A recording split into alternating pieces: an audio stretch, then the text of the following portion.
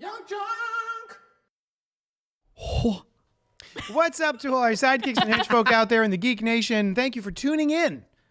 Click, click, click, click, click, click, click. To one of the longest running pop culture and comic book podcasts in the world. CultPop Podcast Live, episode 115. If you're new here, welcome, first of all. This is a place where we talk about comics and movies and TV, foot fetishes, and all the other things that scratch your dirty, nerdy little itches. It's mostly and the foot and fetish. if I was gonna say, like, if those nerdy itches are between your toes, this is gonna be your favorite show. Yeah. Tonight we're broadcasting to you live from YUNKJunk HQ, a bomb-ass podcasting production space here in Manayunk, PA. Hey, Dylan! What is up? Tomorrow's my birthday. Yes, it is. You're the Whoop, birthday boy. If people out there who are lesser than me because it's not their birthday tomorrow, but they're like, I want to start a podcast, how do they Right. do that with you? Right. Well, even if it's not your birthday, you can still start a podcast. All you got to do is look at the bottom of your screen. There you will see an email. That is my email. And you can contact me, Dylan, at that email. And from there, we can start a podcast. Oh my God, seems so easy. I mean, it really is. It's not that hard. Should I do a face reveal? Oh yeah, okay. Oh, yeah, so, let's- wait. Let's Yeah. slow roll into it. So Slow roll into it? All right. Fans of the show, new fans of the show, young fans of the show, asked me explicitly last week, "Hey, that voice is, who's that voice?" I was like, "That's Dylan, our producer. How come he don't have camera?" And so It was me asking. yeah, so I'm probably, and at the same time, everyone asked. So You slow fade into it. Dylan, Here I am. Yeah. are you still in the beach? I'm at the beach, yeah. Nice. Yeah. I'm Remote. remotely producing this podcast from the beach. That's how good he is. yeah. Yeah. Pretty So. freaking good. Service is rendered. Service Yeah. is delivered. All right. So that's Dylan. I'm your hosty boy, JD of Johnny Destructo's Hero Complex, located at 4327 Main Street, Philadelphia, PA 19127. It's a rad-ass comic shop that caters to rad-ass folks just like yourself, so get in there and buy my stuff. With me tonight is the co-host of your other favorite podcast, Inside the Morgue, Alice. Hi. And also Joel is here. It's pronounced Joel. Oh, Joel. Yeah. No. Yeah. And then you already met Dylan. Blah, Yeah, blah, you go blah. out of order. It's all good. Hey. Okay. I'm taking this. I'm taking this. So tonight is not in lieu of a typical episode. Tonight we're going to commemorate another successful year of breathing in and out to our host, JD. We're going to have drinks, snacks, talk about what we've been enjoying this week. And then during our main section, we are going to rank all the films of Quentin Tarantino's bracket style. You did that so smooth. Thank you. Yeah. So, like March Madness, but with more feet. A gentle reminder before. So this is all Alice, Quentin Tarantino's. And No, we made no. a shirt. That wasn't exactly what I said. You took it and made it a pun into 10 toes. Yeah. I made a joke about him directing 10 movies because there's There are 10 toes. So I have been working on this idea for this shirt, written and directed by Quentin Tarantino. I was like, Thank you for the credit, though. Quentos Tarantino or Quentin Tarantos? Like, I couldn't figure it out. So as I was typing it into the computer, as I was designing it, I was like, Quentin Tarantentos. And it was because of Alice. It was a joint effort. So thank you. Yeah. So if anyone wants to order a written and directed by Quentin Tarantentos, if you can't see, these are all, not all of, but a smattering of all of It's a small foot close-ups. small portion of all of the feet in all of his films. Opening of Death Proof. That's right. And it was just like all the credits rolling with Brown. just feet. Yeah, Jackie We should Brown. identify all the. That's no. also Death Proof. Yeah. too much. Too many feet in Death Proof. Obviously that one. That's This is where she's squishing the eyeball betwixt her toes. Fiction, Yeah. Kill Bill. Yep. Yeah. Yeah. Anyway, Once Upon a Time in America. Or I'm Hollywood. sorry, Hollywood. That is in America, though. Once Upon a Time in the Gulf of America. So some people are already doing it, but I want to give a gentle reminder anyway. Before we get rolling, I want to remind everybody that we are live. So feel free to comment, like, subscribe, hit the bell icon. If you're watching this later, not live, you do that stuff anyway, and we will respond, would help us. and you'll know what's going on. So we love a little back and forth. So pipe up in the chat. Speaking of the chat, we've got a couple really quickly. Christopher St. Sauce, good night. Are you doing just movies he directed or movies he wrote? You know what? We'll talk about the rules when we get to that section. And then your hot takes about Bastards and Jackie Brown. And then True Romance. Dylan coming to us live from the Gulf of America. Ugh. Yeah, around there. Yeah. Yeah, it's actually DR, but whatever. And then you should have done a briefcase opening animation with the. You know what? Oh yeah, we should have. It's a great idea. Tarantino reference. If you want to send us animation and or budget, you for animate animation, that, that'd be Christopher, and we will add it to the show. absolutely wonderful, and I appreciate it. But we also have some emails. If you want to email us, send it into cultpopgo@gmail.com. Because we got letters. We got a letter? Oh, we got lots and lots and lots and lots of letters. Why is no one joining me? Wait, it's your birthday. Happy birthday. We'll sing to you tomorrow when it's jerks. your actual birthday. It's been a minute / happy birthday. Hey, Cold Poppers, it's your boy, Charles in Chattanooga, a.k.a. Hal2814. Even though I'm not on Twitter anymore, a.k.a. the Green Lantern Tribble, what up, though? I know it's been a minute since I sent an email or been live watching the crew, but that's because of my new schedule. I'm in bed by 7 p.m., but I still try to watch later in the week. Hey. First things first, happy birthday, Jadles. Hope you're having a good one. Since I can't watch live, I'll have a few shots in your honor this afternoon. Do it. I hope you're Did working. no one bring me shots? All right. I mean, I guess I brought my own we shots. Can make it yeah, happen it's true. very quickly. Second, I really liked Captain America Brave New World, but I too wished they saved the big red reveal out of the trailer, but I understand why.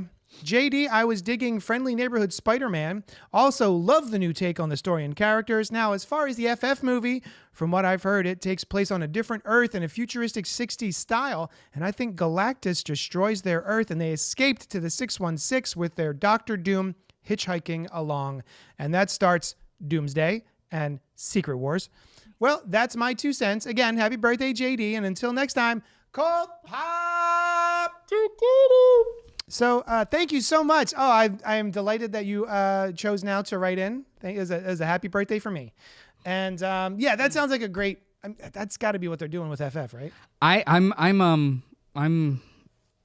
love everyone's love, wanting to guess everything far in advance. I'm trying to avoid that personally as well as reading it. Yeah. Not because I don't want to be spoiled, just because. I mean, there's only so many things they could do. Might as well just see it when it comes out. I wish I could do that. I'm trying. I can't. That Like would with be enjoying Scream, something in a chill way, though. I can't. Right. I can't. That's do an that. excellent example, though. Like the last one we saw, Scream 6. whichever. Yeah. 4 years experience. How could I forget? Awful. So fun. Oh no, that one was awesome. Yeah, that was. Any other 40 experience I've had has been absolute shit. Yeah, but was it 5 or 6 with you and me, or you were just like, I think blah blah blah, and I'm like, I'm not thinking about it. Like I don't want to try and guess the movie. I'm just gonna like try and let it happen, not because I don't think that's fun. It's just I've been doing that for a while. I'm just gonna like roll with the movie. I've had my predictions about Scream 7 since they were talking about Scream 5. In like the I've chamber, ready had, to rock. I've had it, and like Coast has heard. I won't say it on the podcast, but Coast has heard me talk about it so many times about. Nev's the killer. I keep waiting for Nev to be the killer. So I'm not Send the entirely promo. sure that was me, just because when it comes to Scream, there's only the 2 top Scream films for me are because they're the only 2 movies in the series that surprised me with the reveal. The rest of the films are just, it feels like they took a dart and they hit a Post-it with a character's name on it and went, I guess that's the killer. Like the reveal of the killer is rarely what interests me, because every time I'm like, well, that doesn't really work. There's no reason that the scene from earlier, if that was the killer and then that killer is the person who killed that person earlier, that's physically impossible. There's no way that I do works. that even with the ones that I love, So- but I still love them. So yeah, I'm not a big, it's not the reveal for me. That's the fun. But Yeah, me neither. That's what I'm trying to say. I'm like, I try not to guess the movie anymore. It was something that I used to do, and I don't like it anymore. Yeah. I've never been. And that doubly goes so with MCU movies. There are 80 years worth of stories that they can mine from. I'm not going to try and spend too much time figuring out how to do it, because honestly, all that does is set up either best case scenario, I was right. Yeah. Cool. Worst case scenario, I created expectations for myself that didn't exist before. And that's why half of the internet is angry all the time. Yeah, and not an ounce of fucking shade, Hal. It's no, just I more love like, it. I do. it's It's just half more the like fun of certain series for me. Like Saw, I used to be super into Saw. Yeah. And used to be. used to I be. feel like they're still kind of cool, no? No, they're still great. I just haven't. I used to like watch them all. Like our Costa and I's first date, we watched the Saw movies. It used to be like my top series. Now it's more And Scream. every Halloween for 6 Wait. years. Saw used to be above Scream for you? Sure. I didn't realize Possibly. there was such a time. Well, if Yeah, you I know. saw- You if didn't you know me saw that. it first. Whoa. Yeah. If you saw yeah, it, I saw saw first, Saw first. Saw. She seesawed. But I guessed So- the ending of final chapter for like years. Like I knew the plot twist of like who was in cahoots with the guy, and I was so excited when I was right. But I'm also kind of excited. Like I kind of hope that I'm wrong when I'm guessing things. I was like, I kind of still want to You be wanna be surprised. surprised, right? I'm like, I kind of hope I'm wrong. See, that's its own dopamine hit, right? Yeah, That's its own different yeah. kind of dopamine hit. always That I on the just like, dopamine. I don't That's know. why I don't like spoilers. So many people Mm-hmm. are like, I don't give a shit about spoilers. I'll watch all the trailers, and it detracts just the tiniest smidgen of something for me if something's spoiled in the trailer or if I heard about it online somewhere, and I'm like, because I love surprises in a movie. It's about our baggage. Yeah. We bring baggage to movies Yeah. and shows. If my baggage is picking apart stuff, and I try not to pick apart stuff. Because you have a formal education on how to see the seams of everything. It does become difficult to just enjoy sometimes. So I just kind of really turn it off and/or try and meet it where it is. It's a conscious effort, because if you don't, then you're going to start to like reflexively like, well, they fucking did that because they're going to set that thing up over there. It's you have to stop it. So when it comes to spoilers or specific beats, they're usually never spoils. Like they're usually never actually spoilery. They're just more like, oh, good choice to put that there because that feels right. Like it's like, I don't know, if you learn how to bake a pie, you appreciate pie a little bit more. You know what goes into it. Yeah. You're rarely surprised by the pie. Yeah, you're rarely surprised by it, but you could. Damn surprise pie. You're rarely surprised by it, but you like appreciate the shit out of like how they got there. That's how it is for me. Like, Nice. I don't want to guess it, but I know. it's really cool. Mm-hmm. Yeah. I try to be more in the moment and like present Yeah. now with the movies. Yeah. But I still, especially now with Scream, I'm like still constantly guessing. They. Scream and Saw have always been like top. They've like battled for top spots. I haven't for me. watched. I haven't Yeah. watched the Saw movies in a I really used long to be. I was always I guess I kind of still do. I constantly try to prove how badass and edgy I am. So I was like, Saw is my favorite movie, and it was like. Now I'm a coroner, so I'm like, oh, I'm a coroner, and Scream's my favorite movie. So that's how I deal with that. I thought that being a corner is like edgier than liking any other thing. It's just like that's why I'm like, all right, I'll admit it. I like Scream better than Saw, Yeah. and I'm a coroner. corner bitches. Yeah. Before we do our what's poppins, Yes. whoever does it for like whatever order it goes into, It'll be Alice. Spoiler alert. you say what you're drinking and the snack you brought, and then we'll go from I there. didn't bring any snack. It doesn't matter. It's your birthday. Yeah. Okay, yeah. Great. I'm off the hook. Alice, what did you bring? I brought Oreo cupcakes. Now, Yay. try 'em. Handmade, Wait, clearly. Yeah, I know. Clearly, I You slaved actually- over these. I made the label. Yeah. Yeah. Painted it. Can I eat them? And Yeah, then of course. and then we I brought got them for your birthday because we're always eating Oreo stuff on this or we're drinking Oreo stuff on Oh, the podcast. that's right. I liked the Oreo I soda. didn't mind it, and I still to this day I want to dip an Oreo, a I would try Pepsi that. or Coke Oreo in Oreo Coke. Yeah, I'd try that. I would try that. It'd be I think I liked the Oreo Oreo. Cokeception. I think I liked the Oreo better than the actual soda, but I still didn't hate the soda. Oh, I have to eat one. I mean, I would love to eat one. You don't have to. Alice brought them. don't have to. Alice slaved over the shopping cart to It acquire was actually these. just a basket. I just had a basket. I didn't even carrying around. bother with wheels. I No, had to hold it it. was too much. I didn't have Yeah. enough time on my lunch break. Dylan, you want one of these? Alice. I'm all right What with was that, popping you. for you this week? Oh, also, I'm drinking a 7-7 made for me by JD. Don't die.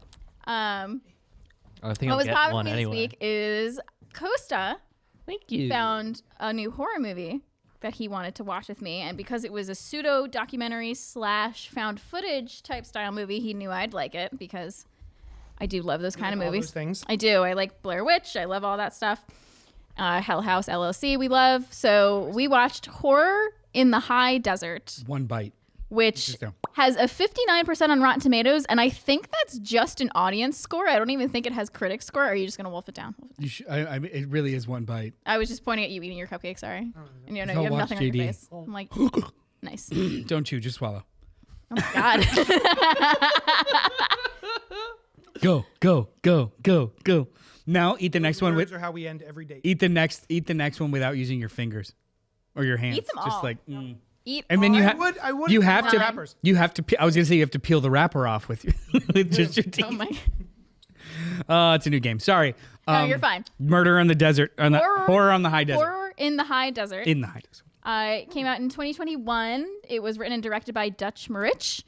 Haven't heard of any of his previous work, but we gave it a shot. It's about a hiker who he's very into extreme hiking, almost like borderline survivalist. Like he goes out with as little supplies as possible to see how long he can survive. And it's told from, it's like a documentary style film where he's gone missing. And so they interview his sister, his roommate, news reporters, and towards the end of the movie, they find some footage that he had because he was recording the whole thing. And didn't love it the whole time, but the found footage bits were actually solid. Like I was actually like freaking out about what he was gonna, because there's one scene where he's in total darkness and he is using the infrared of his camera to see. So he can't see, and we're seeing what he's seeing as he's trying to find his way around the wilderness. Things are popping out at him, and so like those were very, very well done. But the rest of the movie was kind of just for me. But there are 2 other movies, and I'm a little curious. Horror in the High Desert 2 and 3 Yep. since 2021. Yep. Yeah. Wow. Yeah. Okay. Sometimes those movies don't take that long to produce. Yeah. I didn't hate it, and I think it was only about an hour and a half, so it's not. Is it better than Hell House LLC 2? I actually haven't seen 2. Oh, so you saw I've seen 1, 1 and 4. 4, Oh, you didn't see 2 or 3? which is Okay. actually the same order that I watched the Scream movies in. I watched Scream 1, and then I saw Scream 4 in theaters, and then I went back and watched all the rest. That kind of tracks. Yeah. Well, Chris actually put in there. Yes, R.I.P. Michelle Trachtenberg. She passed away today. Yeah, that sucks. From a liver transplant, apparently. Yeah, she had complications from a liver transplant, is what they think it was. Stu Macher alive? Anyway, That's the theory that J Diddle duties. DJ J Diddles. What are you? What did I bring? what'd I you brought pop? Seagram I wasn't 7, done with an the question, but American that's blended fine. whiskey. You already told me what the question was going to be. Well, I was gonna restate it for the. It was just broadcasting. So I got a 7 and 7s. It's my favorite sorry. drink. I have been Without a trace of heaviness. not a single mean- trace.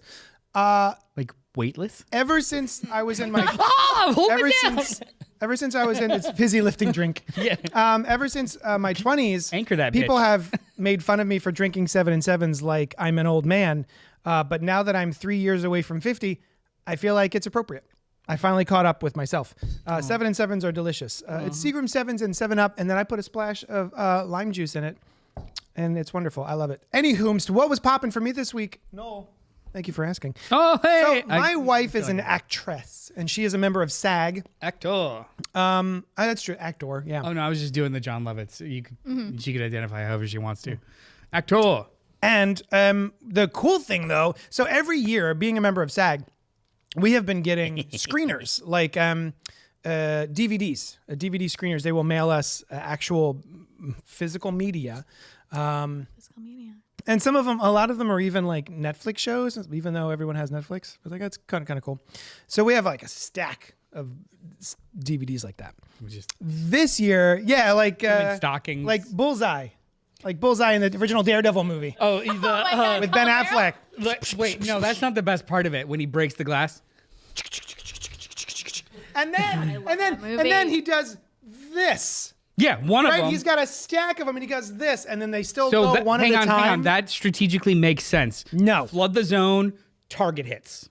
Flood the I zone, see. target hits. Doesn't he Go also right now, get some straighten cards. Yeah, go get out a some- paperclip? Someone. Yeah. Yeah, I dig that. Yeah. Yeah. Well, also the peanut. He killed that old lady. Yeah. I don't even. I love that. Are we watching that movie and do it? We do that for your. Let's just watch Daredevil in real time right now. So the SAG Awards Take a shot happened. every time there's and a Scottish accent. Sushan Irish was actually chosen to be one of the nominators / voters for the SAG Awards this year. These are wonderful, by the way. Your son was trying to steal them from me in the shop, so maybe yeah. save him one. Oh, I will. So she body checked him to the ground. So yeah, These are for your father. and He just, well, I walked into the shop and he goes, yay! And I thought he was happy to see me. Nope. And he went right for This child is Oreo. food motivated. And they were Just in like food a bag, motivated. but he like knew. And I was like, no. not even most foods, but certainly Oreos. Oreos, Yeah. apples. Oreos. So we actually got to nominate who we thought would be winners of the SAG Awards this year. And then we got to vote on the nominations, all digitally. And then we got invited to go to the Philadelphia SAG event, Dope. which is it's like a big buffet style, get all dressed up and go and sit with a bunch of other actors at a table who you don't know and make small talk that's not at all awkward. I believe it's rubbing elbows. Oh yes, we did. That's what they You can tell say. I've got a little It's bit just of like a, it's an coarse. ouchie from Yeah. too much elbow. There's a rubbing. lot of Why? there's a lot of is dry and coarse calluses from like a- rubbing elbows. There's a bunch of calloused elbows around. It's just, It's funny when they walk in. It's just a bunch of actors doing this. and you can hear them crumbling. Oh, God. So so that was really cool. We got to go and watch the SAG Awards at an event, and that was very, very cool. And talk to other actors in the area. What were some highlights from the show? I mean, the only highlight that I remember at this point is the wonderful speech by Jane Fonda. God damn it. Like, I knew she was love cool, but I didn't know she was as cool as she apparently is. For like 60 years, she's been dope as hell. Yeah, she's like, God, 80 First something. 20 were iffy, but no, I'm just kidding. Yeah, she's in her 80s, basically. and I expected her to get up there and not really have much to say. And she went on for quite a while, and it was very rousing. It was awesome. I liked that was great, but I also liked Kieran Culkin's acceptance speech. Well, he set the whole mood, Yeah. right? Because he was the first award of the night, and he just was talking about how heavy the Yeah, I saw award somebody is. share the speech, and he was just like, you win an actor, and you take the opportunity to do your tight five on the heft of the award. Yeah. Because he just did a whole like stand up routine about this is heavy, and then play acted like who decided this? The actors that got together in the room that decided. Like one guy just said heft because he wanted to be involved. And Yeah. It was really really, funny. really good. And then he gave everyone who had nothing to say later on something to reference. Yeah. It was really delightful. Christopher wants to know, did I nominate Better Man? No. He didn't see it because he hates. haven't seen it. Fun. Neither did I. You hate fun? We nominated weird. Coleman Domingo for Sing Sing. He did not win. Timothy Chalamet won. We nominated Demi Moore. She won. Hell yeah. Zoe Saldana won, but we nominated. Ariana Grande. No, we didn't. Danielle Deadweiler from A Piano Lesson. Piano Lesson was one of my all-time favorite movies of the entire year. If you get a chance to watch, it's based on a play, a stage production, and then there was also an original movie. I'm sorry, original movie. There was another film made many years ago, and now this is another version that has just been created this year. It was awesome. Brought me to tears. Kieran Culkin, of course. And we were so excited for anyone who on Shogun, because we felt like Shogun was a really slept on project this year, and it was one of our all-time favorite shows maybe ever.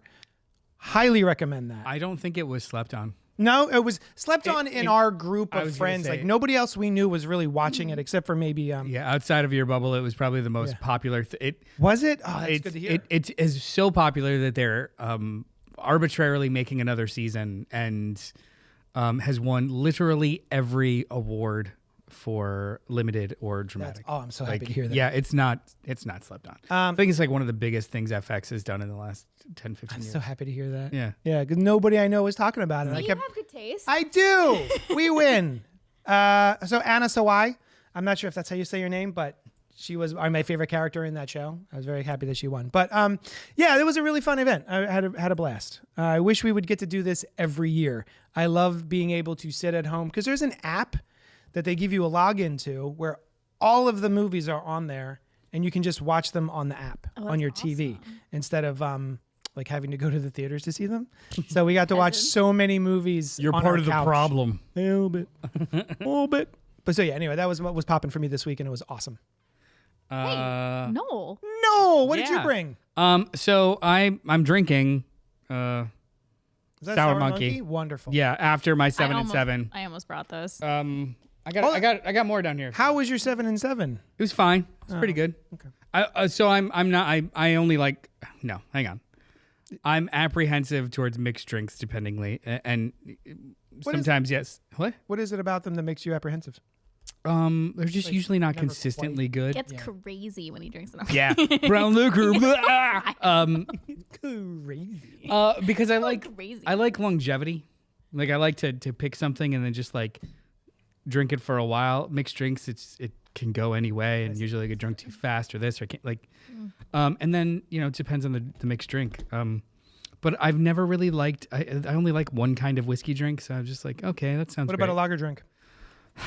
Sorry. No. Thank you. Thank you for not yes and that.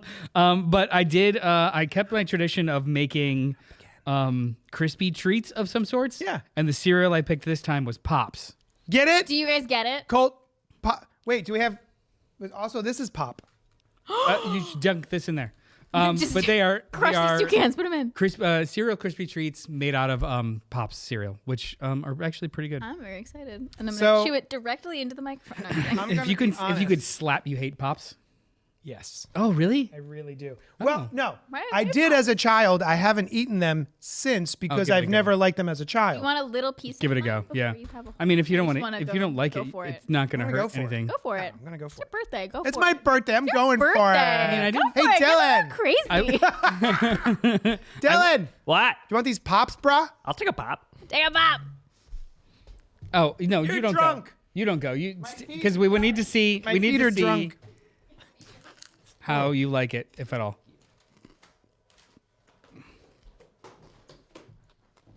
Can't get enough super golden crisp. It does kind of you have taste a- like Cookie Crisp or Golden Crisp.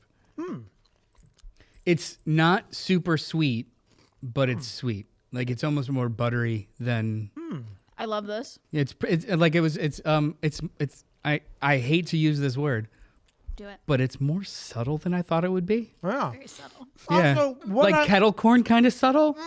Not Shut up. what. I want to tell the people that what I respect the most about Noel's crispy treats is that he doesn't put too much marshmallow in them. Every time I have crispy treats anywhere else but when Noel makes them, so much marshmallow. That's how you get ants. I kind of don't. I don't want it. This was on the floor. Can I have I'm a fresh sorry. one? Can I have a freshie? No, you're gonna eat the floor one. And you're Eat gonna the like floor it. one, you son of. So As I was complimenting him, by the way. that's how I take compliments. It's him getting a little crazy because of his Aggression. mixed drink. Yeah, because I had a drink and a beer. So the other options, and I some cereal was on sale.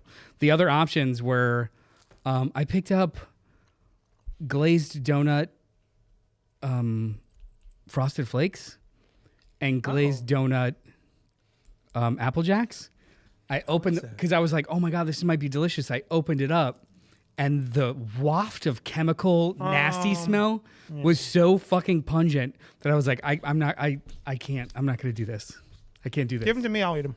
I tried them. Like try they it. taste okay, but the smell is horrific. Absolutely horrific. It Interesting. smells like nail polish without the alcohol smell. You know, like nail polish has a smell and then Yeah. alcohol-y. I know what I mean. Forget the alcohol after. It's just nail polish.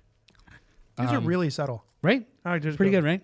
Yeah. And it did remind me of kettle corn in a weird way. Yeah. Yeah. Like just sweetie. Bing Anyway. says, I'll take a couple of shots in your honor, JD. Super weird. I've known you half my life online and never met you. Oh my god. That's your Isn't fault. that neat? That's on you. Oh, my what you been up to? My what you Oh yeah, my, what what, have you been doing besides what's- making these oh, Oh, yeah, we're delicious doing a treats? show. my what's it been Oh, yeah, popping? So a couple years ago, pre-pandemic, probably like 2019.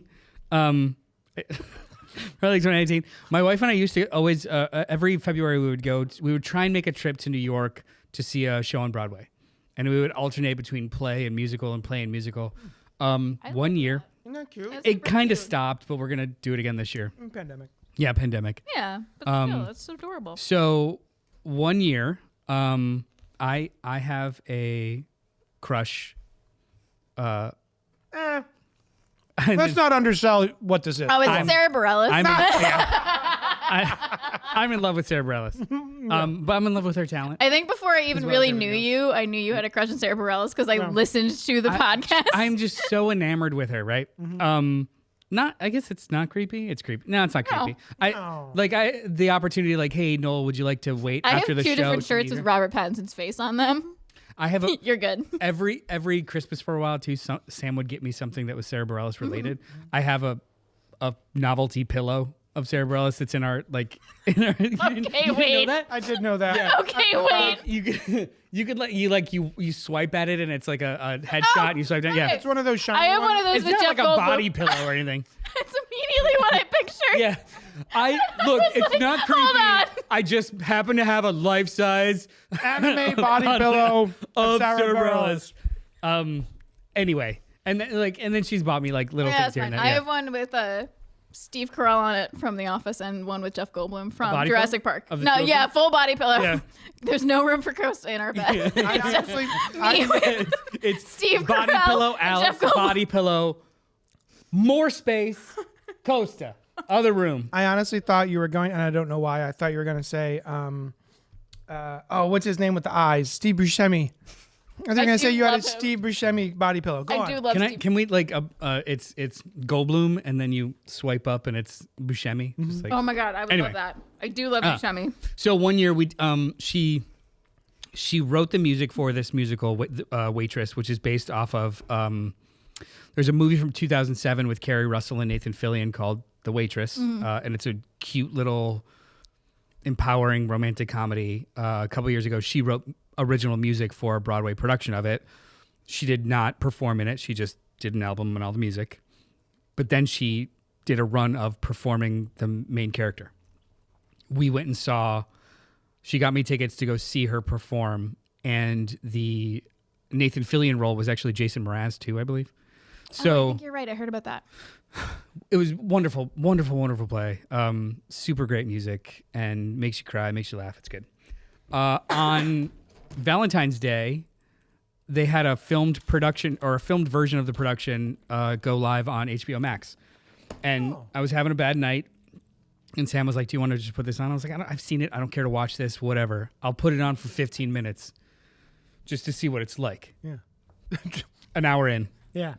I was just grinning and like getting all emotional and sad. It's beautiful. It's a wonderful story about a small town waitress who unfortunately becomes pregnant by her abusive husband. And she doesn't want to get rid of the baby, but she sure as shit doesn't want to have it. So, in a Who plays the pickle. abusive husband. In the play, Joe Tippett, who's her actual real life fiance now. Oof. I mean, Oof. acting. Yeah. I don't know how that works. Meanwhile, my wife voted on SAG, and she's yeah. Yeah. No, yeah, it was just it's a, and then she she has an affair with her gynecologist. Oh, Yeah, so she starts to have an affair with her gynecologist, and it seems inappropriate. a little bit. It imbues her with a sense of self and purpose and what she wants to do with the rest of her life with this child coming that didn't exist before. Not because she was in an affair, because she starts to define herself outside of a relationship. Right. Because she's been with this guy since she was a teenager. But the storytelling crux is in the diner that she waits at with her friends. She is a pie maker. She makes 27 different pies for this restaurant every single day, and there's a storytelling kind of beat where whatever she's trying to process in her head, she turns it into a pie recipe, and it's just delightful and funny. Like, goddamn my eggs pie, and it's gonna be with this and these are the ingredients, and they become parts of songs. It's such a good fucking little feel good. Nice. And there's a couple of parts that'll just like rip your heart out. It's very, very good. on Max. The reason on Max. the reason I did this is because as you're talking, I'm like, this sounds so familiar, but the version I have is she's like a pie maker, not a waitress. It's the same movie. Okay, great. Yeah, Same. yeah. Yeah. I've heard about the so- pie So part good. too. So I'm good. sorry. So I got distracted by the treats. This Waitress the musical on HBO Max is a live production recording. Yes. So, The Waitress from 2007, starring Kerry Russell and Nathan Fillion, is available on Max. Which I want to watch because I love both of them. So good. And then there is a live recording of the musical production that is also on Max. Gotcha. So it's not unlike what Disney did with Hamilton. It's just a professionally filmed. Dude, I watched Hamilton so often when they dropped that. It's exactly like that. It's mostly stage, full stage, but then for certain scenes they'll do close-up shots. But it was recorded live, and then they recorded it not live and edited it together. It was actually really well done. Nice. But I would recommend this for everyone. I haven't seen. God, she's so I might good. have to check it out. I'm going on a trip with Jess, and Jess is a theater kid. We talk about it on Inside the Morgue a lot, and she's probably seen this already, but I bet she wouldn't mind watching it. Can you tell me if she watched it and like it? I want to talk to somebody else other than my wife about You know how what? I'm great gonna this text her right musical now. is. Text her right now. I'm gonna text her right Text now. her right now and find Then out. read her I'm gonna text her right response now. Yeah, I will. So Pink jumped in the chat.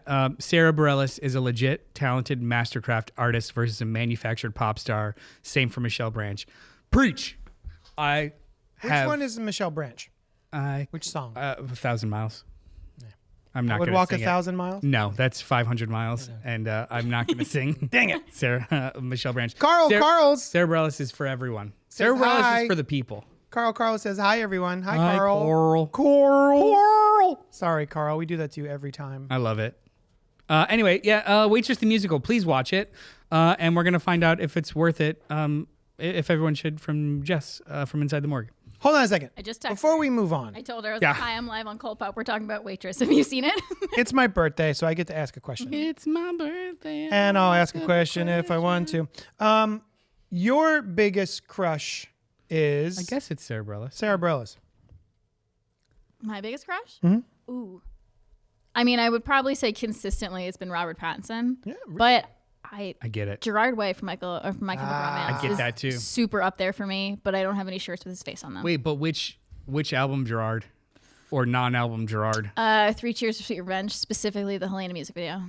So Him in the rain carrying the casket super on his emo shoulder. Gerard. Goth Kid Gerard. Yeah, goth kid Gerard. Yeah. Right on. It's good. What about I you? am super into like the goth emo look to the point where Kos and I are going to see My Chemical Romance in August, and nice. he made a comment about how he might paint his nails, and I'm like, can you actually though? I was like, can this not be a joke? Costa, I have no. Costa, Can if you you don't not want to paint joke your about nails, this you and can get actually a brand called Color Street, and those are stickies. You can they're like nail color that you just stick on your nails, and they actually last for like 2 weeks. They're pretty great. But then in the same goth emo look, that's why I knew Robert Pattinson was going to be great in the Batman, but when the trailer dropped and you saw the like smeared black eye look, I was like, oh, I'm so into this. I was like, this is going to be amazing. Yeah. Let's fucking Let's go. go. What about you?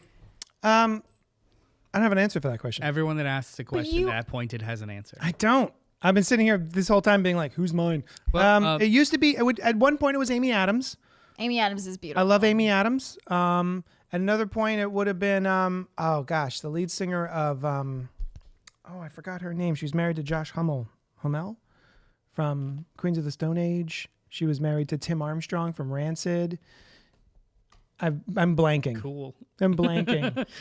She had her own band. It hasn't always been Sarah Bareilles. It's just like she's been the most consistent because it's like Tori Amos in the past. You know who I had a crush on that I probably that's interesting now? Allison Mack from Smallville. The one who has started a sex Nexium? cult? Oh yeah, She started a sex cult? Tell us She didn't more. start it, Noel. but she was up there. Chloe- That's true. She didn't start She didn't Chloe start it. Sullivan was my favorite character on that show, and just cute as a button. And I thought Clark was an idiot for not being in love with Chloe Sullivan. I agree. And just she's so charming. Yeah. And then she started a sex. Well, she heavily She participated. Heavily. She branded other women. Jess says she actually hasn't seen Waitress. Can we watch? I'm saying no You know one what? wants.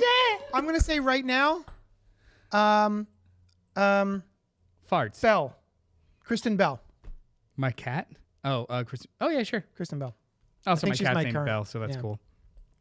Because I've been watching, what was her show? The Veronica Mars. Yeah, she's Oh, yeah. really cute. Kristen Bell is amazing. Kristen Bell's fantastic. You know who else? Also, is her new just show is gorgeous. great. Who? Kate Siegel, who's in all the Mike Flanagan stuff. Oh, yeah. Who's Oh, his Katie wife. his Siegel, wife. yeah. Oh she's my awesome. God, she's stunning. Anyway. Oh, so show. Christopher Goodnight. Noel, I want to see you be brave. Just let the world. Allison Mack was very crush-worthy. Hell yeah, man. I will say that I loved her at first, but after a while, I felt like the writers were making her too cutesy by half with like all of her dialogue and stuff was getting a little bit too much. I was talking with somebody at book club, Josh, at book club about like the CW shows, and I was like, hot take. All 10 seasons of Smallville clears every single CW show in consistency. It really does. I've watched all of them in their entirety, and Smallville knows exactly what it is, and it maintains that forever. Now I hate watched that show. I'm too Pink good. says, I'm too embarrassed about my male celeb crush. It's classified. Pink! What will it take for you to confess? How many shots? Is it DJ Qualls? Is it? I'll shoot this right now. Oh, is it DJ Khaled? Is it? Which DJ is it? Is it DJ? Embarrassing in you know what what? way? Is it DJ Steve Aoki? Is it Donald DJ? Trump. That's why That's an embarrassing male Is it crush. DJ T? Yeah, DJ Trump. Donald J. Trump. DJ T. Like, hey, that was that was a really good joke. Why are we drinking this straight? I need so some out of. Okay, there we go. so if we're well, we can share it there. go. If we're are we good on that? Should we move on? Let's move on to the move on. main bit of our show. All right. So, here are the rules. So we've done brackets on this show before. Is it Limp Is it Limp Bizkit? Her Is crush it Fred is on Durst? the entirety of Limp Bizkit. That's my fiance being very funny in the chat. It's an action It's star. an action star. Sylvester Oh, Stallone. Vin Diesel. Is it Vin Diesel? I mean, honestly, No. don't blame He is so cringe Who's though. the fall guy? Oh, Ryan Gosling. Is it Ryan No Gosling? one That's should not ever embarrassing. be embarrassed about Ryan Gosling. I imagine though, if Pink had a crush on Ryan Gosling, she would be embarrassed about it Why? because it's Ryan Gosling. Yeah, but he's so fucking. because it's charming. kind of basic. Or I mean, he's. Tom Selleck. Tom Selleck, Tommy Cruise? I was just throwing things. I think it's Tom Cruise. Guess I love Oh, you. you know You're what? If it's funny. Tom Cruise, that would be kind of cringy. Yeah. That's really, Can I have a crush on Harrison Ford and I want him to be my dad? I feel like that- so. There's crush, a lot to you know unpack what? there. Hang on, crush doesn't have to be sexual. I mean- crush can Right. just be I have a crush on Harrison Ford. Well, they used to call them man crushes, but you could just have a Fuck it. crush, just crush. Fuck it, I'm crushing. Dad crush. Yeah, a Also- dad crush. Yeah. I Dad actually, crush. I think Also, there's probably Anna a series Sawai. of porn movies probably called Dad Crush. Definitely. Maybe. Anna I'll look Sawai into it. on Oh, it's Jason Statham. That's not bad. Oh, That's not that's bad. not embarrassing. Don't. I mean that accent. Come on. yeah. And I anybody don't that blame has you at seen all. the first Transporter movie with the bicycle and oil Snatch. Snatch. Yeah, Snatch. Get out of here. Get out of here. I wouldn't be ashamed Handsome of that. man. Cut it out. Oh, it's sexual. Oh, period. It's sexual. Period. Oh, it's sexual. Dolph Get it. Lundgren. Respect. Speaking of sexual, so tonight's main event, we are ranking all of the films of Quentin Tarantino's. We have collected the films of QT has either directed and or credited as writer. Story by and uncredited work is not included. Like Toy Story. What? Oh, that's it's Joss Whedon. Yeah. Oh my No, God. like- Listen. like The Rock. You're drunk. Like The Rock. We've also included two short films of his that have been air quotes released. And by that I mean they were included with other larger bodies of work. The competition is single elimination. The films have been randomly seeded, and each matchup winner will move on to the next round, ever closer to winning the title of Best Movie by Quentin Tarantino. And this is an official competition. It has been accredited by the Commission of Bracketed Dumb Butt Stuff. It's true. It Um, I'm so excited. I love when we do brackets. I love a bracket. So we're gonna shuffle the seeds. Dookie. Wait, Marissa you Tomei. have to do your prediction. Oh, solid. Marissa Oh. Tomei. Same. Yeah. Solid. I'm gonna be shouting out crushes all night. Okay, Marissa Tomei. so Rihanna. Yeah, oh my god. I know, right? Dylan has reminded us that we need to write down what our predictions Oh, for yeah. the movie Oh, first, and That's why this is.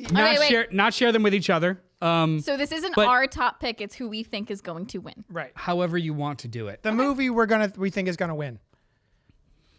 Here, if you need reminder of the movies included, I'm just gonna go ahead and keep Oh, rolling. Carl's just personal messaged me happy birthday. JD. Aw. Thank you, Carl. Okay, I got mine. Oh, do you wanna? Don't look at mine. I will Cheater. fucking hide it. No. Emma Corrin is a good one. Emma Christopher. Stone. Emma Stone is Emma another good Stone. one. Oh, Emma Watson too. Wait, which one's Emma Watson? Hermione and Belle, Beauty and the Beast. pretty. I remember when she was in that movie Superbad, and I was like, "Who's that one with the man voice?" I loved her. Like she was the best part of that movie. She was, And so, she's a pixie cut now. My God. Is she? Yes, and I want it. Is that good? Yes, she looks incredible. All right. I Look it think up after the Coast show. and I get married, I want a pixie You're cut. pixie cutting? I might just cause I wanted to for a look while, good on and I like my bob, so I want to get married with a my good bob. bob. I love my bob, That's a good bob. but I used to have a pixie cut when I was 20. Straight bobbing, bro. Yeah. All right, let's get started. Who's Emma Okay. Corrin? So she's Oh, bald from Deadpool. Or with her hair in Murder at the End of the World, or their role as Princess Di. I don't care. so I Solid choice. new seed. I'll They shuffle were the in seed Nosferatu too, I think. 3 times. Yeah. You correct. And as long as one of the short films is not on top, we will go ahead and start. Where's the start button? I always forget. Oh, so while you're doing this, I am such a big Quentin Tarantino fan that and I didn't really even. It's a foot fetish. I have a foot fetish. I have a foot fetish for his feet. Wow.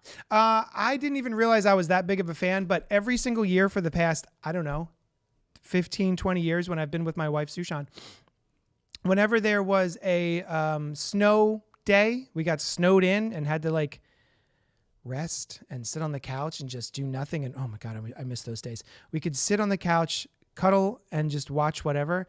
We would invariably, for whatever reason, put on a Quentin Tarantino movie. Is this before or after you put on The Shining? Because you have also said that was your comfort snow and movie, and I That thought is you a were good insane. snow comfort movie. But no, all of the Quentin Tarantino's movies. It would usually be like Inglourious Bastards, Hateful Eight, or not even really the early stuff, sort of like the middle ground stuff of his. Hateful Eight's literally a snowed in movie too. Yeah. That's funny. And they made a. What is with you with watching actual people be snowed in when you're snowed in? So my wife makes fun of me for many, many different reasons, all valid. But we went on a cruise, and what was that? What was the movie where the cruise? Oh, I was watching YouTube videos of like cruise ships almost toppling, and then the night before we were getting ready to We fly have the to same mental illness. Taiwan. I think we were flying to Taiwan. The night before, I put on Castaway, wherein there is a airplane crash. You're insufferable. Yeah, but you suffer me. Let's go. That's true. Okay. So round 1. Can you see this? Okay. Yes. Dylon? Yeah, I have it up so Okay. they can see all of you, all of your close-ups. And Oh, then the so back up I top. just always talk to this camera. talk to wherever you want. None of these people. Yeah. Hey. Hey. Anyway. All right, so round 1. The 2 top seeds went on to round 2 automatically. I don't think anybody's going to complain about Pulp Fiction and True Romance going further organically. Wait, we didn't get to vote on these? No, so it's 14 films. So from Dusk Till Dawn went up against Death Proof? No, What am I looking at? big guy. These are the initial rounds, but the 2 top seeds automatically get pushed into the second round because it's an odd number of things. Now, I can go back and we can pull out the short films, but I don't Pull out the short films. Okay. Get out of All here. right, so all right, everybody. Do we have Vamp a little bit. Vamp a little bit? We're doing it live. Doing it live. So, Alice, there were several of the Quentin Tarantino films that you have not watched until Yes. like this past week, right? Yeah, there were 3 that I watched this weekend. I haven't watched all the films on the list. I mean, I'd seen like most of them before this weekend, but this weekend I watched From Dusk Till Dawn, Death Proof, And I thought I had seen it, but I put it on and I was like, wait, I'm Hold on. lying to myself. I have never seen this movie. Reservoir Dogs. His first. Yeah. Yeah, his first directorial debut. Yeah. Nice. And a lot of familiar faces like Yeah. Harvey Keitel, Tim Roth, little baby Tim Roth. I love Tim Roth so Little much. baby Tim Roth. I was really excited. Steve Buscemi, who I love. I was just talking about him. Love him. Mr. Yeah. Pink. This is the second podcast I've talked about Steve Buscemi on. I brought him up on Inside the Morgue once because we were talking about have you ever done the audio tour at Eastern State Penitentiary? No? Because he narrates it. That's It's Steve Buscemi I telling you love the that. history. That's wonderful. And it's so great. I can't think of a penitentiary scene without thinking of we took turns pissing in the bitch's ocular cavities, Cavities. which is was that from Alcatraz? Hartman. Yeah. Yeah, Phil Hartman.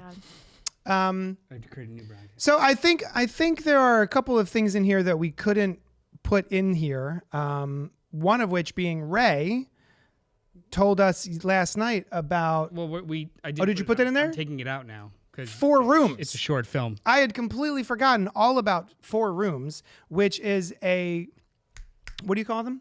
Short film. It's an anthology. film. Anthology by 4 different directors, including Robert Rodriguez and Quentin Tarantino. The other 2, I don't remember their names, and they weren't as good anyway. Okay, I won't look him up then. Yeah, but it does have Tim Roth, who plays the bellboy. So it's definitely worth a watch. Yeah. But it's just different stories that take place in different rooms in this hotel where Tim Roth is the bellboy. Pink says, well, I feel like there's no such thing as a good movie anymore. I watch a Tarantino movie I haven't seen. This has caused me to save them. I've only seen half his catalog. I don't care about spoilers, though. I don't know if we're going to be spoiling much. We'll try We're just not going to be to. ranking movies, but I'll try to be cognizant of it. Pink, what have you seen? What is your favorite one so far Oh yeah, I want to know that. of the Quentin So Tarantino's? we pulled them out, but it still creates seeds. So there's going to be some that are automatically put ahead. That's fine. Yeah. Okay. So we're starting and Meow. bring it over to the screen. Go full screen. Get bigger. You tell the people what we're doing. All right. So the first round is Once Upon a Time in Hollywood from 2019 and Reservoir Dogs from 1992. Now, this is actually pretty funny. It automatically put his first movie against his most recent movie. Yeah. That's funny. So how do we do this? We each vote. And Dylan, would you also can vote, and whatever tiebreaker, we'll figure out a tiebreaker if it gets that far. Okay. So whoever wants to go first. Alice, go. Oh. Have you seen both of these? Yes, I have. That's why I'm struggling. Struggle. I feel like my gut wants to say Reservoir Dogs. Go with your gut. I'm gonna go with my gut. Reservoir Dogs. Oh, fucking Reservoir Dogs. I'm gonna go with my brain and my gut and pick Reservoir Dogs. And my Okay. toes. And my all 10 toes. What about you? Yeah, all 10 toes into in. Reservoir Dogs. 10 toes into All Reservoir dogs. So All this dogs is- into Dogs. Reservoir All Dogs. dogs. That was good. So this is going to be the last time we talk about Once Upon a Time in Hollywood. Anybody wanted to give some hot takes? about I this? do. I went and saw this movie. I was very excited about it. And the one thing that I really appreciate about Quentin Tarantino is there are times when he really makes going to a movie theater an event. And I know that Hateful Eight That was an event. Yeah. was an event. This one, not so much. But there have been times where he has. And I went to go see this in the theater, the original, Just stared at the theater. the first run. I didn't go inside. I just looked at the theater for 2.5 hours. The marquee just did it for me. And then I went inside and I watched it, and I was disappointed. I just felt like it was the most masturbatory film that he has made, which is impressive in a long career of masturbatory films. That being said, I enjoyed the performances by Brad Pitt and Leonardo DiCaprio. Leonardo DiCaprio so much that I have revisited it just to watch certain scenes. I do like spending time in that movie with those actors, especially the scene where he has the scene with the little girl on the set and kills it. I just love that scene. I've watched that scene multiple times. And then I went and bought the novel that Quentin Tarantino wrote. I I don't know if it was based on on the screenplay or if he was originally writing a novel and then decided to make a movie out of it. Doesn't matter. For Once Upon a Time in Hollywood? Yes. I'm pretty sure he wanted it to be a book first. Yeah, and then that's the story I heard, but I couldn't swear by it, is that he Me was neither, writing the but, book, yeah. he gave it to those two actors, and they were like, dog, you got to make a movie. So it is very different reading the book and watching the movie. All of the really tense scenes in Once Upon a Time in Hollywood at the ranch, that whole scene, I didn't know if Brad Pitt was going to make it out of that scene alive or what he was going to find in that house or the person who was supposed to be in that bed. It was so tense for me that it was really kind of a stressful experience. In the novel, there's no tension whatsoever. Really? You know, like it's just straight out said what happens. Is the ending the same in the novel? I haven't gotten there. Oh, okay. I haven't gotten to the end of it yet. But anyway, I think it's worth a mention. I think it is a fine movie if you don't mind the masturbatory elements of it. That it's just based on his childhood growing up in Hollywood and driving around and watching all the lights come on and just like how formative it was for him as a child. Mm-hmm. But it also is just sort of a bunch of scenes. And then at the end, there's like revisionist history a la Manson family. Bastards. The Yeah, yeah. Bastards. Oh, Yeah, Herman. The Bastards. So, Oh yeah. yeah. What did you think of this movie? I thought it was okay. Mm-hmm. Didn't love it. I think Coast and I watched this. I think it was during COVID, and we were just looking for something new to watch, and we popped it on one night because I was like, "Oh, it's a new Quentin Tarantino. Let's watch it." And I'm always a little skeptical. I've talked about it with movies that fictionalize actual serial killers, so I was like, Yep. a little cautious of that element. I didn't hate it. I didn't like hate how he took the story. But yeah, it wasn't. I did like the performances were great. I thought Margot Robbie was fantastic. I thought she was very charming. I loved her. Yeah, there was that whole Bruce Lee part. Yo, that was so weird. That I'm was- still that's- kind of I was weirded out by literally- that scene. Talking to Costa about it, and we were talking. Why would you do that? He brought up Once Upon a Time in Hollywood when I was talking about doing this bracket, and I'm like, that whole thing with Bruce Lee, just like, why was that there? So disrespectful and strange. Yeah. Like, I don't know why you would even include that. Yeah. It was really, really odd to Yeah. me. And it just, I don't know. It just, yeah, a lot of the same things you said just seemed like masturbatory. And I was like, all right, not my favorite. I'm glad I watched it. Like, I'm not mad that I sat down and watched it, but I probably won't watch it again. It is it is worth watching if only for the Brad Pitt scene at the end where he is. Yeah, that stuff. Yeah. With the can of dog food and the Yeah. the break-in. Yeah. I love that scene, and he's so perfect in it. Mm-hmm. Yeah, and also poor Mickey Madison. Is that her name? Mickey Madison. Mikey. Madison. Set Right, I forgot that was her. engulfed in flames in 2 movies. That's right. This poor woman. Yeah. Sorry. She does it so well, though. Yeah. You guys all said it all. It's less a movie and more just like a bunch of Vibes? vignettes Yeah. that barely connect to each other. Mm. It's fine. I think it's like masterfully done fluff. Yeah. I didn't- that's right. 'cause I didn't it's, like, care. fun. Yeah, like it. There's other movies that'll be on this list where I was actually emotionally invested. With Once Upon a Time in Hollywood, it was just like, that's nice. Good. Bye. Yeah, I wasn't emotionally invested in this movie. Yeah, it was one. like it was fine. It was just really well done.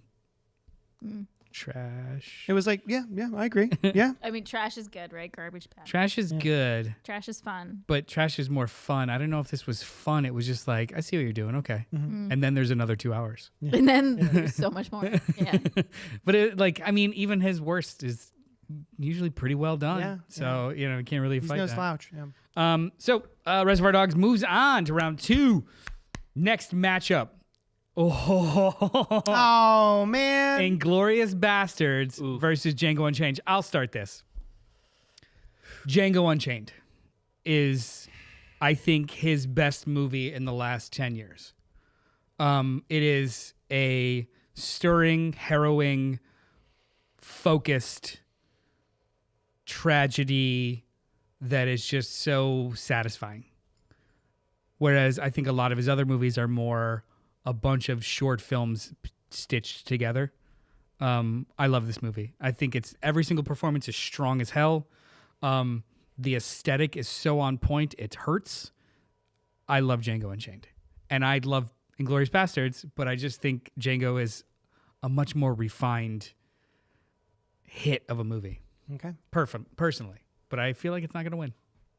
Glorious Bastards. There you go.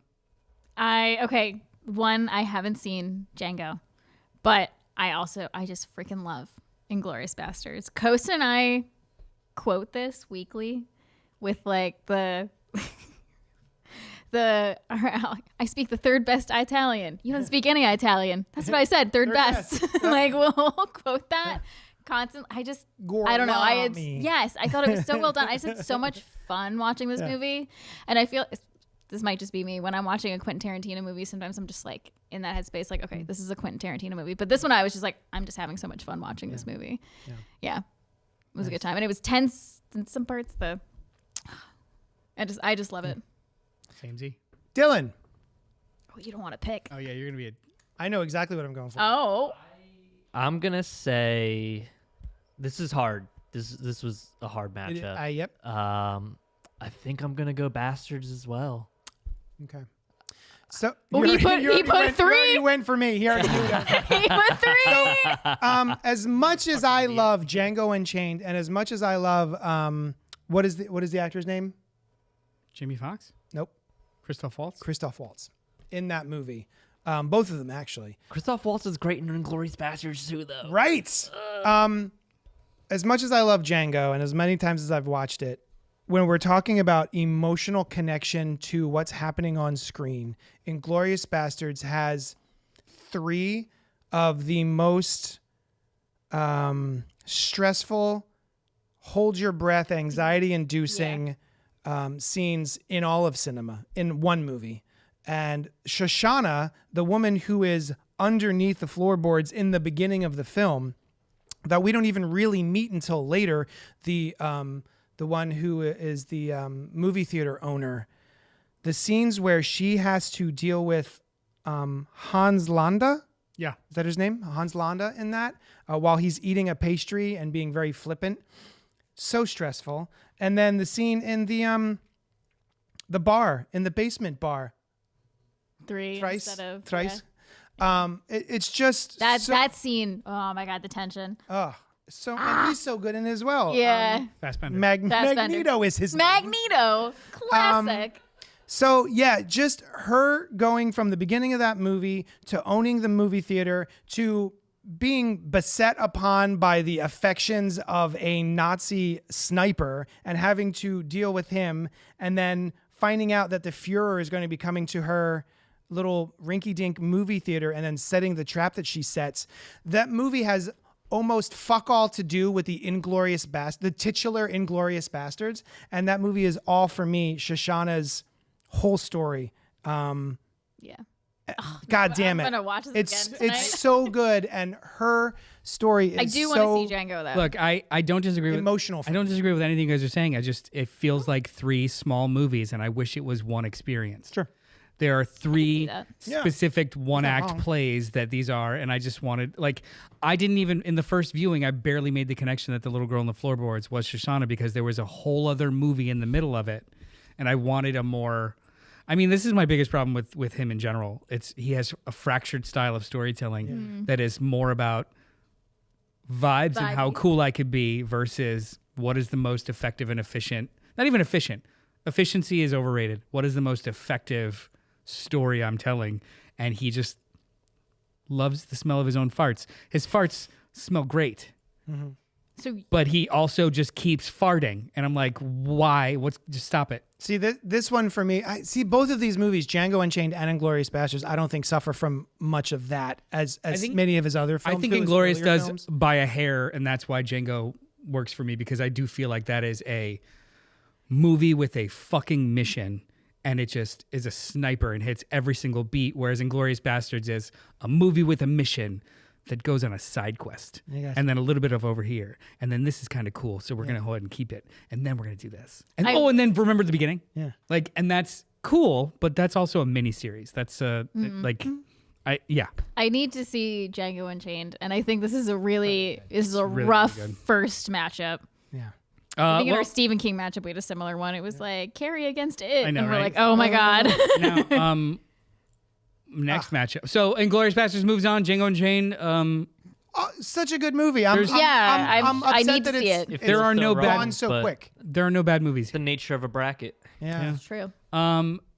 Jackie Brown, 1997 versus Death Proof, 2007. Now, for anyone who doesn't know, Death Proof is the second part of a 2-part Grindhouse movie theater experience, like I was mentioning earlier. One of my all-time favorite movie theater experiences was going to see Grindhouse in 2007, which was 2 movies by 2 different directors, and in the middle were a bunch of fake movie trailers by famous directors. I didn't know Death Proof was one of these. Yes. Yes, that was the second. Yeah. So which go ahead. No, I was just going to say, it is the second one. I feel like, even from my very first theater experience going to see that movie, Death Proof should have been the first movie, and they should have ended with Planet Terror, because you get an escalation as opposed to a dead fucking stop, vibes-wise. Because Robert Rodriguez's Planet Terror is such a bonkers, balls to the wall, balls dropping off of your body. It's at a 14. Yeah. That literally happens in the movie. Someone, I think it's He's got a jar of testicles too. Die Hard. His name's Die Hard. Yeah. Die Hard's testicles. Die Hard Willis. He's got drip a off. Die Hard Willis. He collects testicles from Yeah. his villains. So good. So I that is like an experience that only we had, because in every single way that these films have been presented in every other fucking media have been separate. So they are separate movies. They don't even have the fucking previews available in context. So I hate that. it's over. It's over. I feel like I have a DVD set of that. Am I crazy? I thought I'd have like a Grindhouse DVD They set. are presented separately. They are 2 separate movies in their own cases and their own special features. Maybe you bought them together in a cardboard slipcase, but they have never been presented the way that they were presented in theaters, period. Sucks. Go on. Anyway. Same like Kill Bill. I wish they would do the whole bloody affair, even though it was never presented. Anyway, I'm sorry. Jackie Brown and Death Proof. and Death Proof. Now, you I watched Jackie Brown last night for the first time in 2 decades. Can you give No, us a not what was it? 20 years? Yeah, 20 years. I saw it when it came out because I was a good little film nerd at the age of 16 ish, and I was like, well, this is nothing like Pulp Fiction or Reservoir Dogs, so whatever. I rewatched it for the first time last night, and it's a fucking masterpiece. This movie is so good, it hurts. It is a movie that he's never. It's a style of movie that he's never repeated, and I think that's to the detriment of everything. Watching Jackie Brown last night almost makes everything over the last 20 years lose a little shine, because the amount of emotional maturity and focus and character work and storytelling that is in Jackie Brown is not existent in any of his other fucking movies. It is so good. Is this it was based on a novel By Elmore Leonard called Elmore. That's what I figured. It's feels very Leonardy. Yeah. It's basically it's a gun runner or an arms dealer played by Samuel Jackson is using a stewardess for Cayman Islands Air to move money back and forth. The ATF finds out about it and tries to get her to turn on the gun runner. Meanwhile, a bail bondsman falls in love with her, and she tries to manipulate everyone involved into taking the cash from both the ATF and the gun runner. It's so good. It's so fucking good. There's the main actor, one of the main actors, Robert Forster, is the bail bondsman, Max Cherry. He's the heart and center of this movie in a lot of ways. He is a 56-year-old bail bondsman that's been working in the business for like 40 years. Sorry, that's not possible. For like 30 years. Since he was 10. Since he was 16, he's been bounty hunting criminals. He sees her, played by Pam Grier of Coffee and blaxploitation films. He sees her, he bails her out just based off of, this very crazy Samuel Jackson character giving him money. And he sees her doing her perp walk coming down, and just the Delphonics starts playing in his head. Yeah. And this middle-aged man just has a love at first sight moment and the whole movie just kind of turns on its head, and it's just so good. It is good. It's so good. I've never seen his. I wish he would make movies that are more emotionally resonant like this, instead of just how flashy. Because he does. He makes very flashy movies. Yes. That are almost more involved with storytelling tricks than storytelling. Yeah. And this was just pure storytelling, and I fucking loved every second of it. Sam and I were just cackling at how good it was, and I feel like Sam liked it too. Yeah, Nice. She didn't want to watch it, and she just got pulled in. And there are like some Tarantino tricks in there too. Like during the main heist at the end, we will do like out of time type stuff where like, oh, you're seeing from her perspective, and then the time tells you that it was actually 15 minutes ago, and you see it from another person's perspective. And there's a couple of really hard shocks in the movie. Yeah. Oof. That are unsettling. Parking lot. Yeah, that are very unsettling. Oof. And they because the movie you're watching does not invite this. Whereas when I'm watching Inglourious Bastards or Django Unchained, I know fucked up shit's gonna happen. It's going to be. Whereas this is just violence. Yeah. I loved every second of it. It was so incredibly good, and I am going to vote for Jackie Brown. It'd be really funny if you voted for Death through. Proof after all. That being said, That being said, Death Proof has more feet, and Kurt Russell makes everything so many 15% better. So, Death Proof. So, no. Jackie Brown is one of the best movies of the 90s. It's so fucking good. Dylan, you've seen Jackie Brown, right? I've seen Jackie Brown. I haven't seen Death Proof, so I'm going Jackie Brown. All right. Again, it would have been really funny if you. Death Proof. No, maybe. you go. You vote whatever you want. I have only seen one of these movies, and it's unfortunately Death Proof. No, you not I like didn't say Death I was voting for it.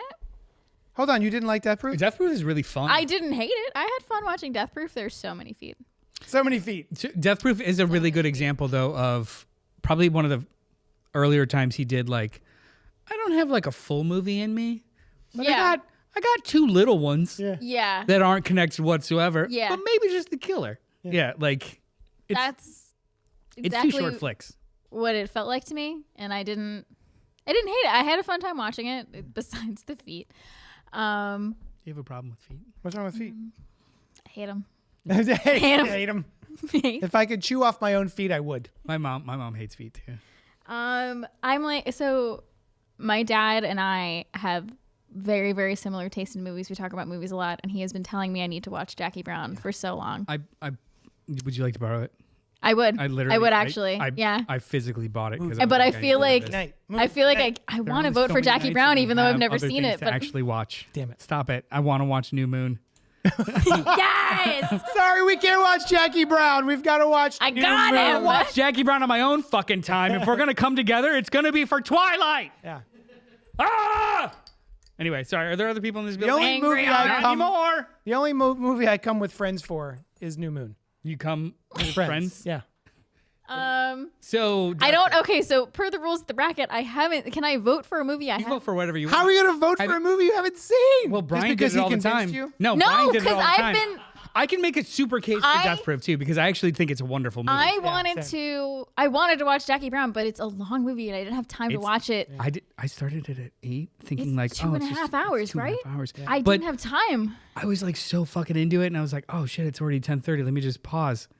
There's like another 40 minutes left, and I was like, fuck. So good though. All right, all right. Just because I've seen one of these two movies, I'm going to say Death Proof because I did have fun watching it. Right on. But I'm dying to see Jackie Brown. Hey, I'm sorry, Dad, if you're watching. No matter what I know happens in Jackie this Brown's bracket, fantastic. it's not legally binding. Yeah.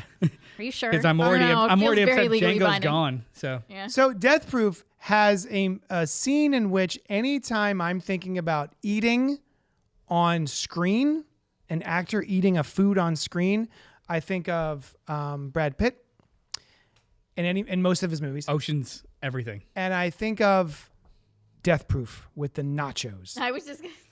Anytime I'm eating nachos, I'm thinking about stuntman Mike woofing down those nachos at that bar. He needs carbs. With his soda water and yeah. followed by his virgin And pina colada. he is so charming in this movie. Stuntman Mike He's so charming in every movie. That's Kurt true. Russell. Kurt Russell is never not charming. Yeah, Kurt Russell.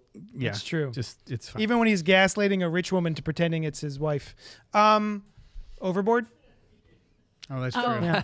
You know what though? She deserved it. She did. She was rich. She sucked. She was rich. I'm kind of struggling here because Jackie Brown is one of my least favorite of the Quentin Tarantino movies, but it's still great. It's still a great movie. I have revisited Death Proof way more times than I have Jackie Brown. I think I'm gonna have to go with Death Proof. Well, shit. What do we do? We have a tie. What's a tiebreaker? Whoever comes in the chat first. Yeah. Whoever pipes up in the chat first, Jackie Brown or Death Proof. Go. Not first. Just we need a quorum in the chat. There's like 4 people active in the chat. Please tell us your vote. That should tie break And also it. why? One sentence why?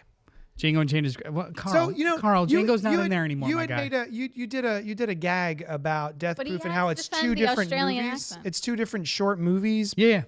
But like I really in the same way that I respect the Friday the 13th remake because there is a whole cold open with an entire Friday the 13th movie. I don't understand how you respect that movie. I was just gonna That's say, okay. no, That's okay. no, disrespect that movie. Because I go into that movie and you meet all of your participants and then all of them are dispatched immediately before the You Drew Barrymore a whole cast. You Drew Barrymore to whole cast. Same thing with Death Proof here. I thought I had an entire cast of characters here, and then they're all immediately and most horrifically dispatched in a car accident. And then we're introduced to a whole nother cast of victims. And I really kind of like that type of movie when that happens. There's a couple of different ways to answer that question as to why I don't think that they are. One, but go on. I'm asking why. Go ahead. I'm teasing. There's a whole Response? the first being in Friday the 13th, every single one of those characters, save for one in the beginning, were so fucking insufferable. I didn't give a shit whatsoever. Sure. Like it was just dick and fart jokes and really fucking annoying people, and I was just waiting for them to get killed. Yeah. And the character that does kind of keep going is central to the plot of the other side of the movie. In Death Proof, it literally is a completely separate stage of events with people, and then they are not connected whatsoever in any way, shape, or form with the next piece. What I like about they are 2 short movies. They're 2 separate short films. Stuntman Mike has his presence is not connective tissue story-wise. It's just his next day. Yeah. There is, but that's fine. They're 2 separate movies. They're 2 short films that you just slap together. Friday the 13th, literally they carry the plot from that beginning to the rest of the movie, not unlike Scream. It's not a short film in front of the rest of the film, just because it went on 15 minutes longer. I mean, if you're following the exploits of one killer who does a very specific sort of kill and he dispatches an entire group of victims and then goes on to another group of victims, that doesn't feel like 2 movies to me. Vehicular homicide. I forgot he's in that too, isn't he? Vehicular homicide. Michael Parks, is he in that too? Maybe, probably. He's the cop in the one hospital scene. That's right. if one of the girls that was killed in the first accident is related to in some way to any of the other girls, then sure. But in Friday the 13th, explicitly the person that he doesn't kill is the reason. The difference like, between the plot Friday keeps the going. 13th remake and also Death Proof. But I'm just saying that I don't think that difference makes Death The two short films the way that he cobbled together. The way that he structures both of those 2 pieces have their own 3 acts. Yeah. They are two separate movies that have one shared character. That is not a continuation. That is just a shared character. To me, narratively, it is not a continuation. Okay. Whereas with Friday the 13th, it's just he's coming to find his sister, and then she winds up being alive. Yeah. Did anyone? We got a vote? Yeah, we got 1 vote for Death Proof. But I also just want to say Death Proof. I love that like Zoe Bell. Zoe Bell. Zoe Bell plays herself, Yeah. and she's Uma Thurman's stunt double. Yeah. And Yeah. And also, I guess all of the just the stunt work alone in Death Proof Yeah, of it Zoe was a lot Bell of fun. being on the hood, hood of that car for almost the entire film. All right, the winner's Awesome. Death Proof. Nice. Moving on. That honestly shocks me. But Yeah, I think it's a terrible decision. Hey, Eh. hey, Creep Show. My 2. birthday. Creep Show 2. Yeah. Everybody. Creep Show 2. Yeah. Versus over I'm Carrie? still. Was it over Carrie? It was over Carrie. God damn. Creep Show 2. Kill We're never Bill gonna live this 2, 2004, or From Dusk Till Dawn, 1996. Kill Vine? Bill. Oh, get out of here. Kill Bill. Yeah, forget it. Easy. Although I watched From Dusk Till Dawn for the first time this weekend, and it was a really fun watch. But Kill Bill. all day. Just because I know it's going to lose, I'll give it to Woo woo. From Dusk Till Dawn. Wait. Hey, you don't know what Dylan's gonna say? Bill. I do. Bill. I do know what Dylan's Bill, going to Bill, say. You do know. Yeah. You do. Know me. Any words about From Dusk Till Dawn?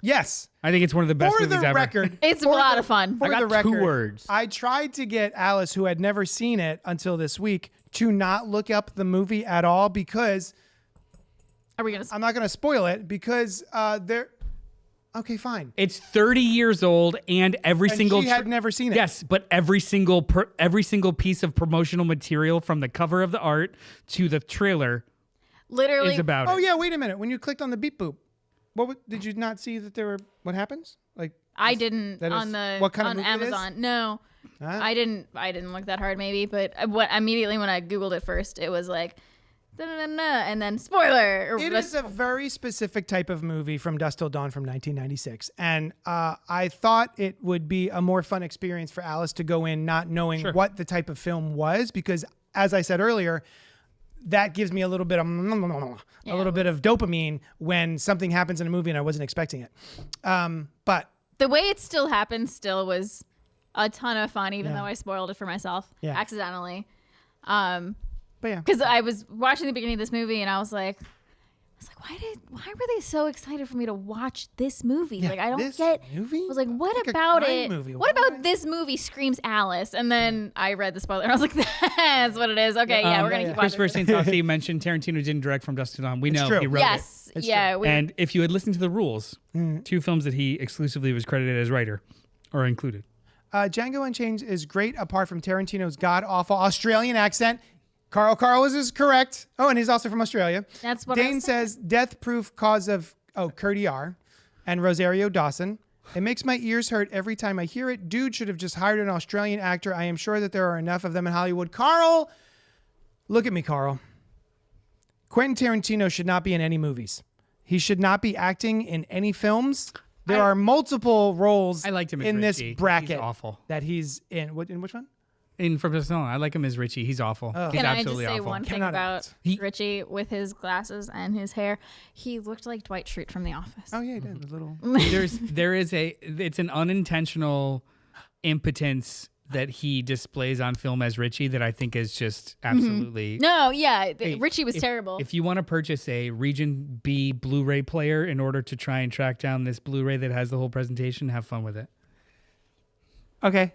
Carl says you can get Grindhouse on Blu-ray in Australia in a 4-disc set that has the theatrical presentation on 1 disc. So good. Unless it's region free, it sucks.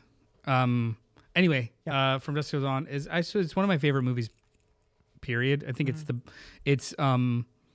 it's pure trash. Yeah. And it is 2 movies stitched together. However, we're always focused on the characters through. Like it's its own movie for an hour, and then all of a sudden it just like turns into another movie. Yeah. And the characters, you're following the same characters the whole time. It has some of my favorite beats of any movie ever. Yeah, you sent the one. Did Like The quotes jaw. or? no? Well, it's got some really great fucking Oh, quotes too. the face. Can I just say, baby Juliette Lewis? Baby Juliette Lewis. Yeah. Especially after I've been binging Yellow Jackets, and by the way, not to derail, I have found my way to the Yellow Jackets Reddit. I couldn't stay chill. You should. I know. I need to text Sam. Yeah, to Sam. I need to text Sam. But I've also started rewatching the entire series, and I've seen Juliette Lewis now, and then I was watching Baby Juliette Lewis, and I'm like, oh my god. Dylan, you've seen can you- From Dusk Till Dawn, right? Yeah, I have 2 words to say about it. Please. Selma Hayek. Hey-oh! Selma Hayek's feet. Can you explain to the his people mouth. your favorite scene? Yeah. I love when you tell this story. There's there is a sequence. So I have to spoil the twist. No, you just have to spoil that someone gets punched. I think it's important to know what they're gonna get punched by. Something very strong. I think it's okay You can to spoil it. Go ahead. I still had a great time watching it, knowing what was happening. I think everybody. It's vampires. They. What? What? I missed that. Yeah, it was just Completely over missed my that. head. I And thought he watched the whole movie. I thought they Yeah, were yeah. just. He Yeah, was so they were distracted just by the feet. really. They're. Salma Hayek. That's not what they're like. That's not what people are like in Mexico. What are you talking about? I just thought they were Mexican. Yeah. It's okay. I'm Mexican. It's fine. Is it? No, it's not. They're in this bar called the Twitty Twister. They're waiting for the buyer. A performer goes on stage. Everything's happening, and then all of a sudden they lock the doors, and vampires just reveal themselves and start wrecking ass on all the truckers and ne'er-do-wells that are in this bar that are human.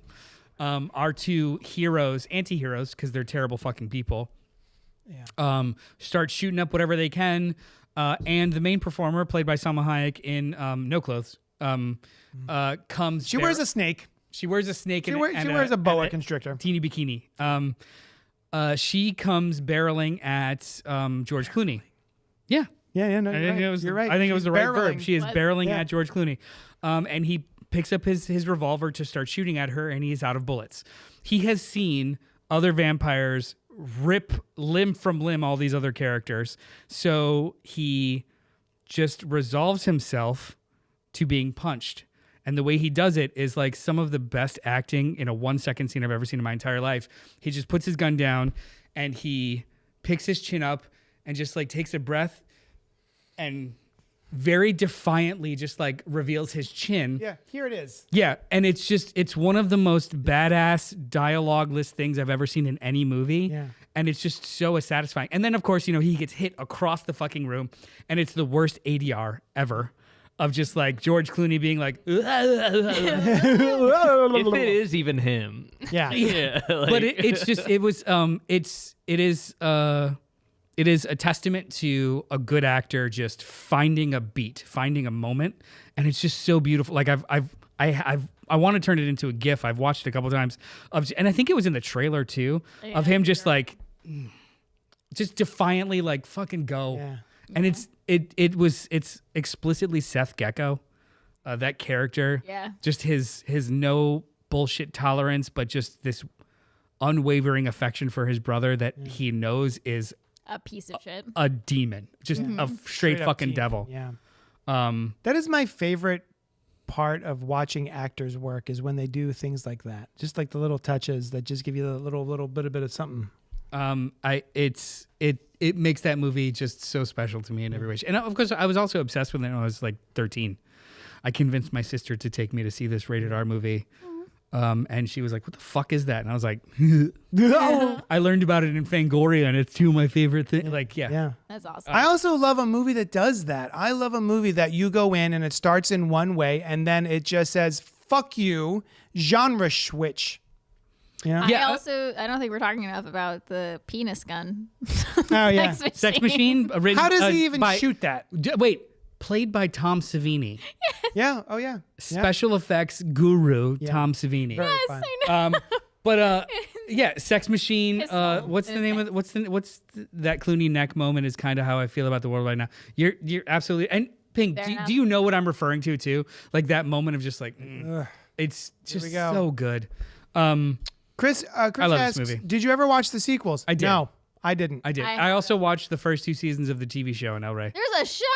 Yeah. Is it a... Tell me about it. Real quick. Just real quick. Is it the Gecko Brother? Wait. yeah. Did they survive? It's not a continuation. It's a remake, and like the first season is kind of a recreation of the whole movie. Yeah. And they get really, really deep into like the lore of the vampires that are at, and like a hierarchy and a whole bunch of shit. of the And titty twister. and they turn Richie, and he becomes a main villain for a while. He doesn't Makes get killed right sense. away. Like it's deeper. It's a low budget show that was on El Rey for a while with a bunch of really like recognizable actors, but.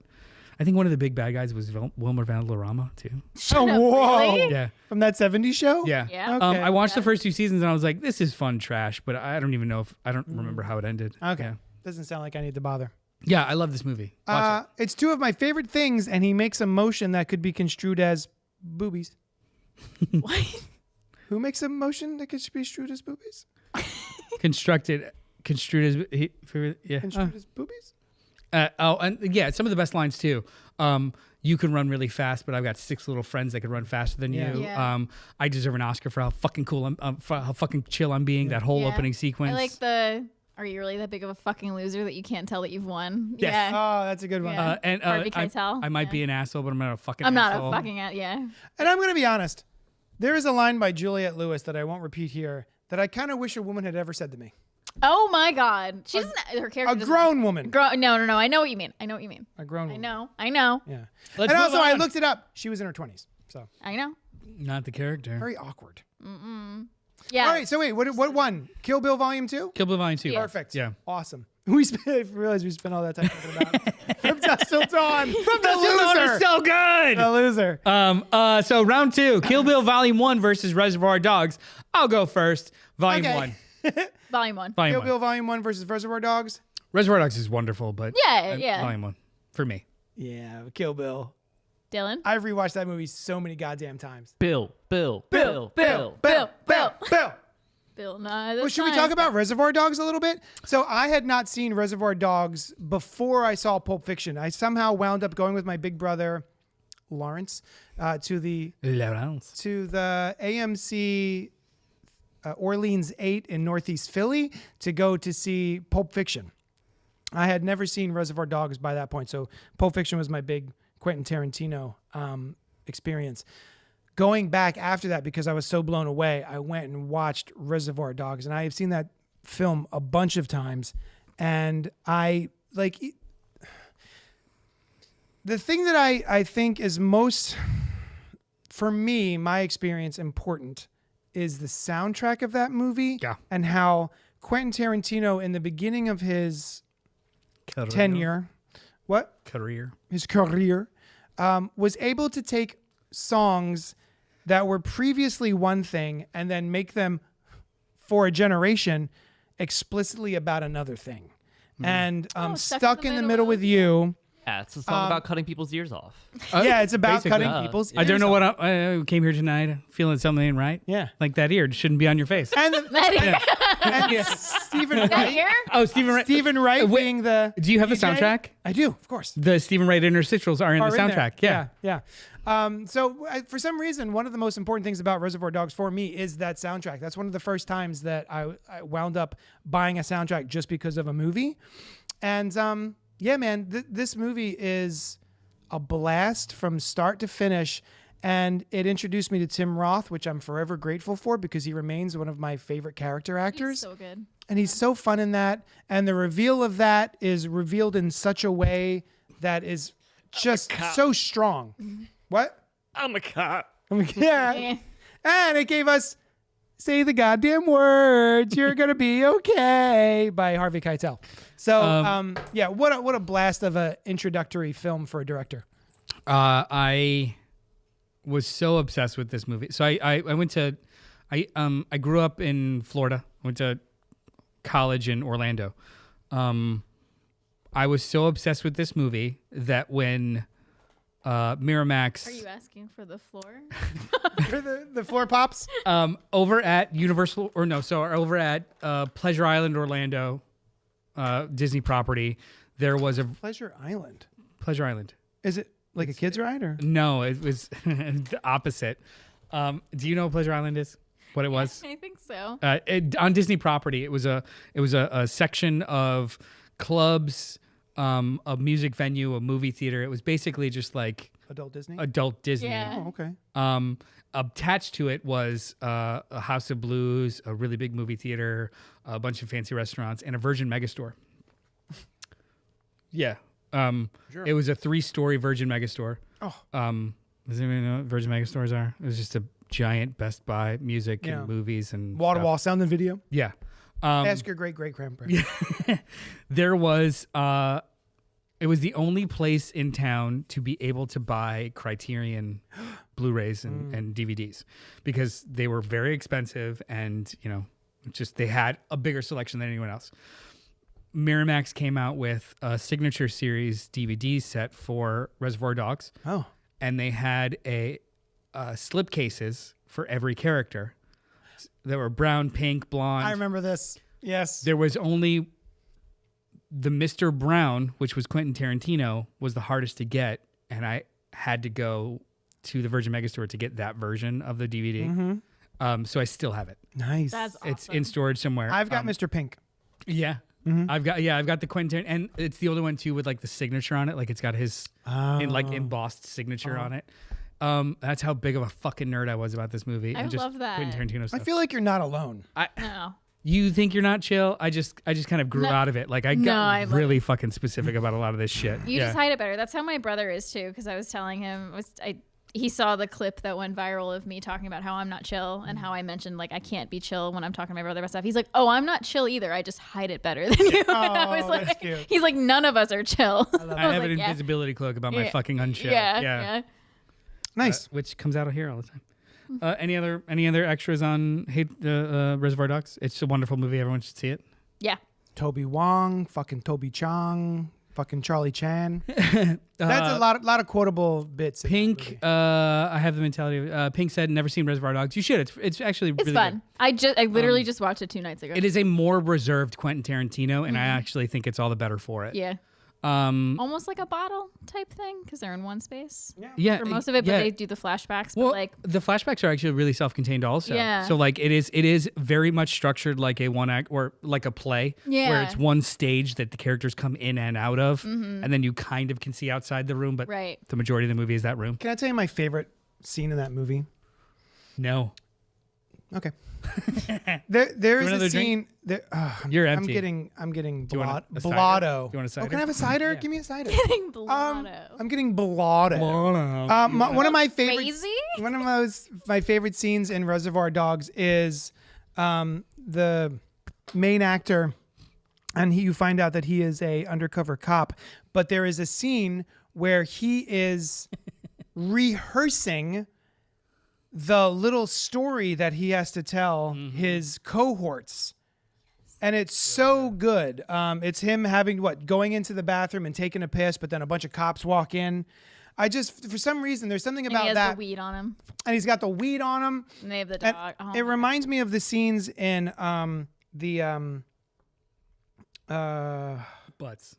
Marvelous Miss Maisel, where you're discovering her as she's going through and creating her tight 10 and the behind the scenes of being a stand-up comedian and trying to hone your craft to such a way that you make your tight 10 of jokes. And it just reminds me of that, of him having to repeat and repeat and repeat this story so that he can authentically ingratiate himself with the other robbers. I just think it's such a cool scene. I liked the There's part a lot of stuff in that movie, but that's my favorite. when he's finally in front of them all and he's like reciting this whole monologue, but then like the camera turns and then he's in the bathroom and like he's talking to the cops who were never there, but he's like reciting the whole monologue to these cops who were just like staring at him, and then it just keeps turning and he's back at oh my god, it was so good. I was sitting with Costa, I'm like, this is such a good scene. Yeah. And he's like, this is great. Yeah. Like, that was a very well done scene. But Kill Bill.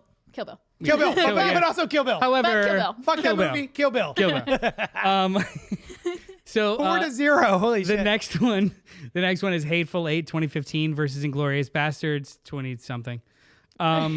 Whatever. It was too Before we get into this, Pink actually mentioned, God, I wish people loved Hateful Eight as much as I do. I don't get the apathy. There will be no apathy on this podcast Bro, because I am voting for the Pink? Hateful Eight.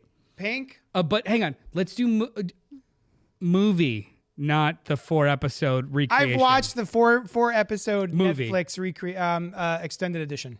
So I went to see this in 70 millimeter when it was here.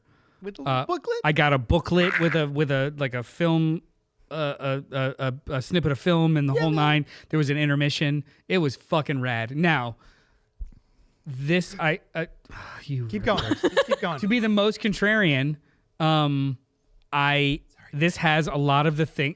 Dylan's like, fuck, these guys are assholes. I mean, This has the most. This has all of the bad habits I think Quentin Tarantino has in regards to being a storyteller.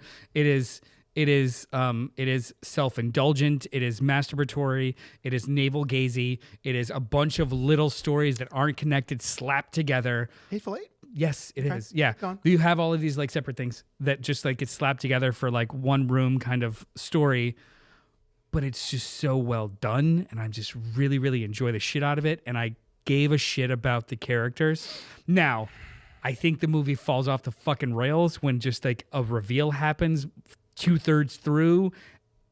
Yeah, that just I find to be an asinine choice.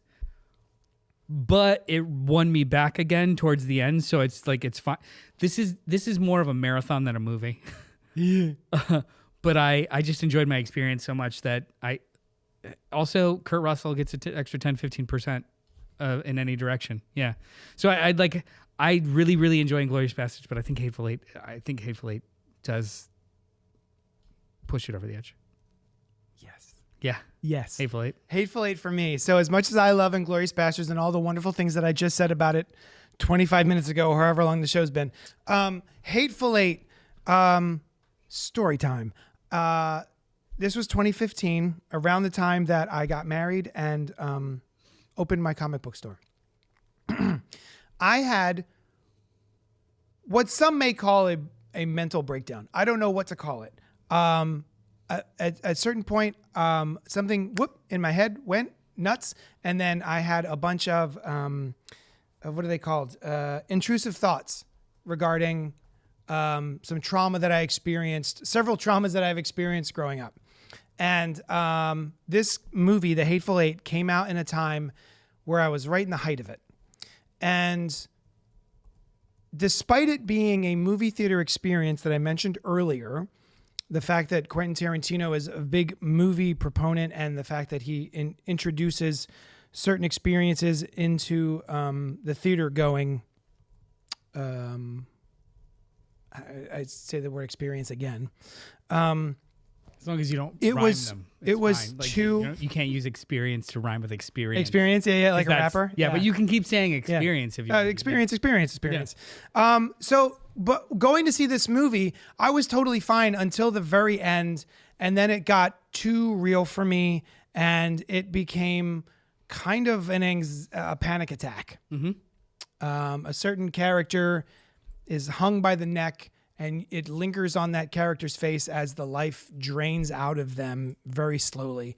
And I found that to be a skosh too far for my mental being at the time. And I walked out of that theater being like, that was too much. Since getting better, I have revisited this movie so many times and gone and watched them whenever we are snowed in. Your poster's great too. You have that Mondo poster. I've got the Mondo poster. Yeah. It's so good. It's like hand silk screened. It's so goddamn gorgeous. And I watched 4 episodes? Extended edition on Netflix of The Hateful Eight. They made it into like a series. Yeah, he re-edited it, which honestly it should have always been just a 4 episodic thing. But goddamn it, Walter Goggins. Walton Goggins, thank you. And every other he sells person goggles. in this movie is just Goggins acting the shit out of it. Not a joke. And the fact that it took Jennifer Jason Leigh and brought her back in such a visceral part. Yeah, it's good stuff. She's so good in this movie. Everybody is so good in this movie. It is stressful to the tens. And it's just such a wonderful experience. I've revisited it so many times just to watch the craft of acting that everyone brings. Mm-hmm. And I don't mind that reveal at the you were talking about, where sort of things, and then all of a sudden we get a rewind. Yeah. What I don't like about it is Quentin Tarantino deciding that to do a voiceover. I think that's the only thing that kind of makes me go, That's what I mean. It kind of goes off dude. the rails. Like it's played as a reveal, and then all of a sudden it gets cheesy, a little cheesy, a little too cute by half of like, almost vaudevillian. And I don't know if that's the right moment for that. Right. It's interesting. But also, I like seeing the setup of how everyone. It all fit. Yeah. It all fit, and that's why it saved me. Like it brought me back. But like that reveal was like, okay. Go ahead, Alice. Sorry, I went on. Bastards. No. So I haven't seen Hateful Eight. So we're going with. I don't know. Did we spoil anything? We're Did going we with ruin it? turds. No, you're we fine. didn't say what the reveal was. No, you didn't say good. what the real was. Good. You're fine. Everyone and dies. I fucking love Inglourious Basterds. So yeah, I'm gonna vote Inglourious Dylan? Basterds. Good for you. There's no many answers. I'm going Bastards too. Oh, Taking this to the so I know Pink voted 8. Who else? And then Dane voted And Bastards Christopher. and Chris Bastards. All right. Pink. I want to talk to you more about Hateful Eight. Please pop in the chat and let me know like So- I need to watch it. Inglorious you Bastards love moves about on. Inglourious Bastards. Hateful Eight. I loved you. You were wonderful. Oh, cancel. Sorry. We're moving on. The next one, Pulp Fiction, Death Proof. Pulp Fiction. Oh, Fiction. come on. Yeah. Pulp Fiction. Pulp Fiction. pulpy. Not even a question. True Romance or Kill Bill Volume 2? Volume 2. Me too. Nah, dog. True I Romance. know True for me. Romance. I haven't fave. seen True Romance. But I also also I have not fucking seen that. love Kill I'm sorry, Dylan. I also have not seen True Romance. So- Kill Bill Volume 2. True Romance has a cavalcade of Good word. fantastic actors, and none of them put Murderer's Row. a murderer's row. A cacophony of excellence. Yes, there's not a bad performance in this movie.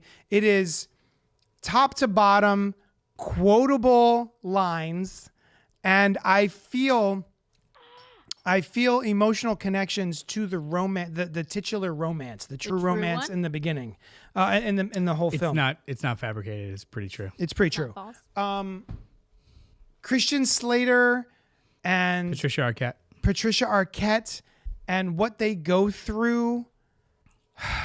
It's this- just so goddamn good. I know it's not going to move on to the next. This is directed bracket. by Tony Scott. Tony Scott, written by Quentin Tarantino. Yeah. It was originally supposed to be he wrote it to be his first movie, but then wound up giving it to Tony Scott. And this, for no payment. Acrimony is just like, you can have it, bud. Damn. it's it might be my favorite Quentin Tarantino related projects. I've watched that movie so many times. Val Kilmer as Elvis. Elvis as the imaginary Elvis That's pretty fun. in Elvis is real. the imaginary Elvis in his mind. Elvis is real. You know what? Yeah. No one ever told Controversial you. opinion, but I think Elvis existed. Not the one in his brain. Yeah. He's not, maybe not in the bathroom with him. And it's got the woman. It's got the one from The Crow in do the you know? opening scene. Plumber.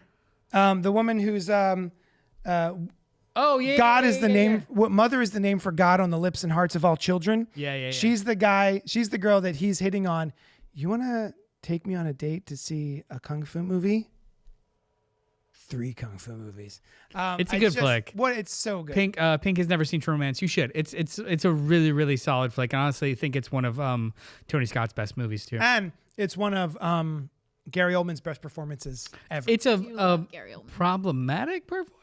Oh. Purposefully. Okay. Purposely so. Yeah, I love it. He plays Drexel Spivey, who is a white guy who thinks he's black.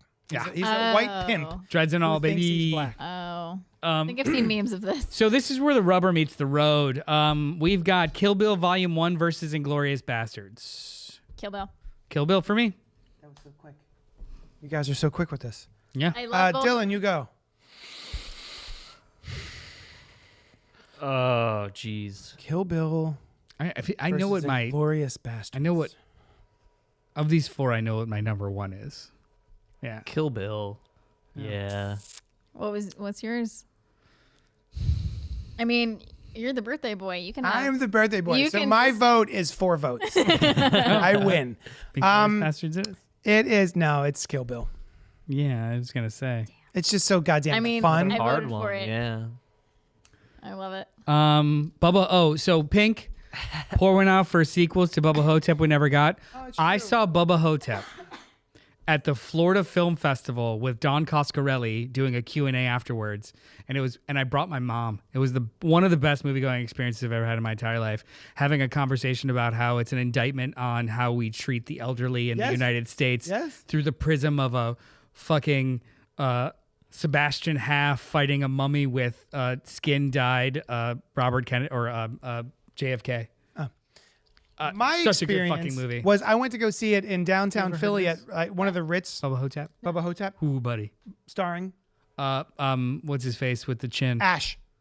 Bruce Campbell. Bruce Oh, Campbell. okay. Um, Yeah. Yeah.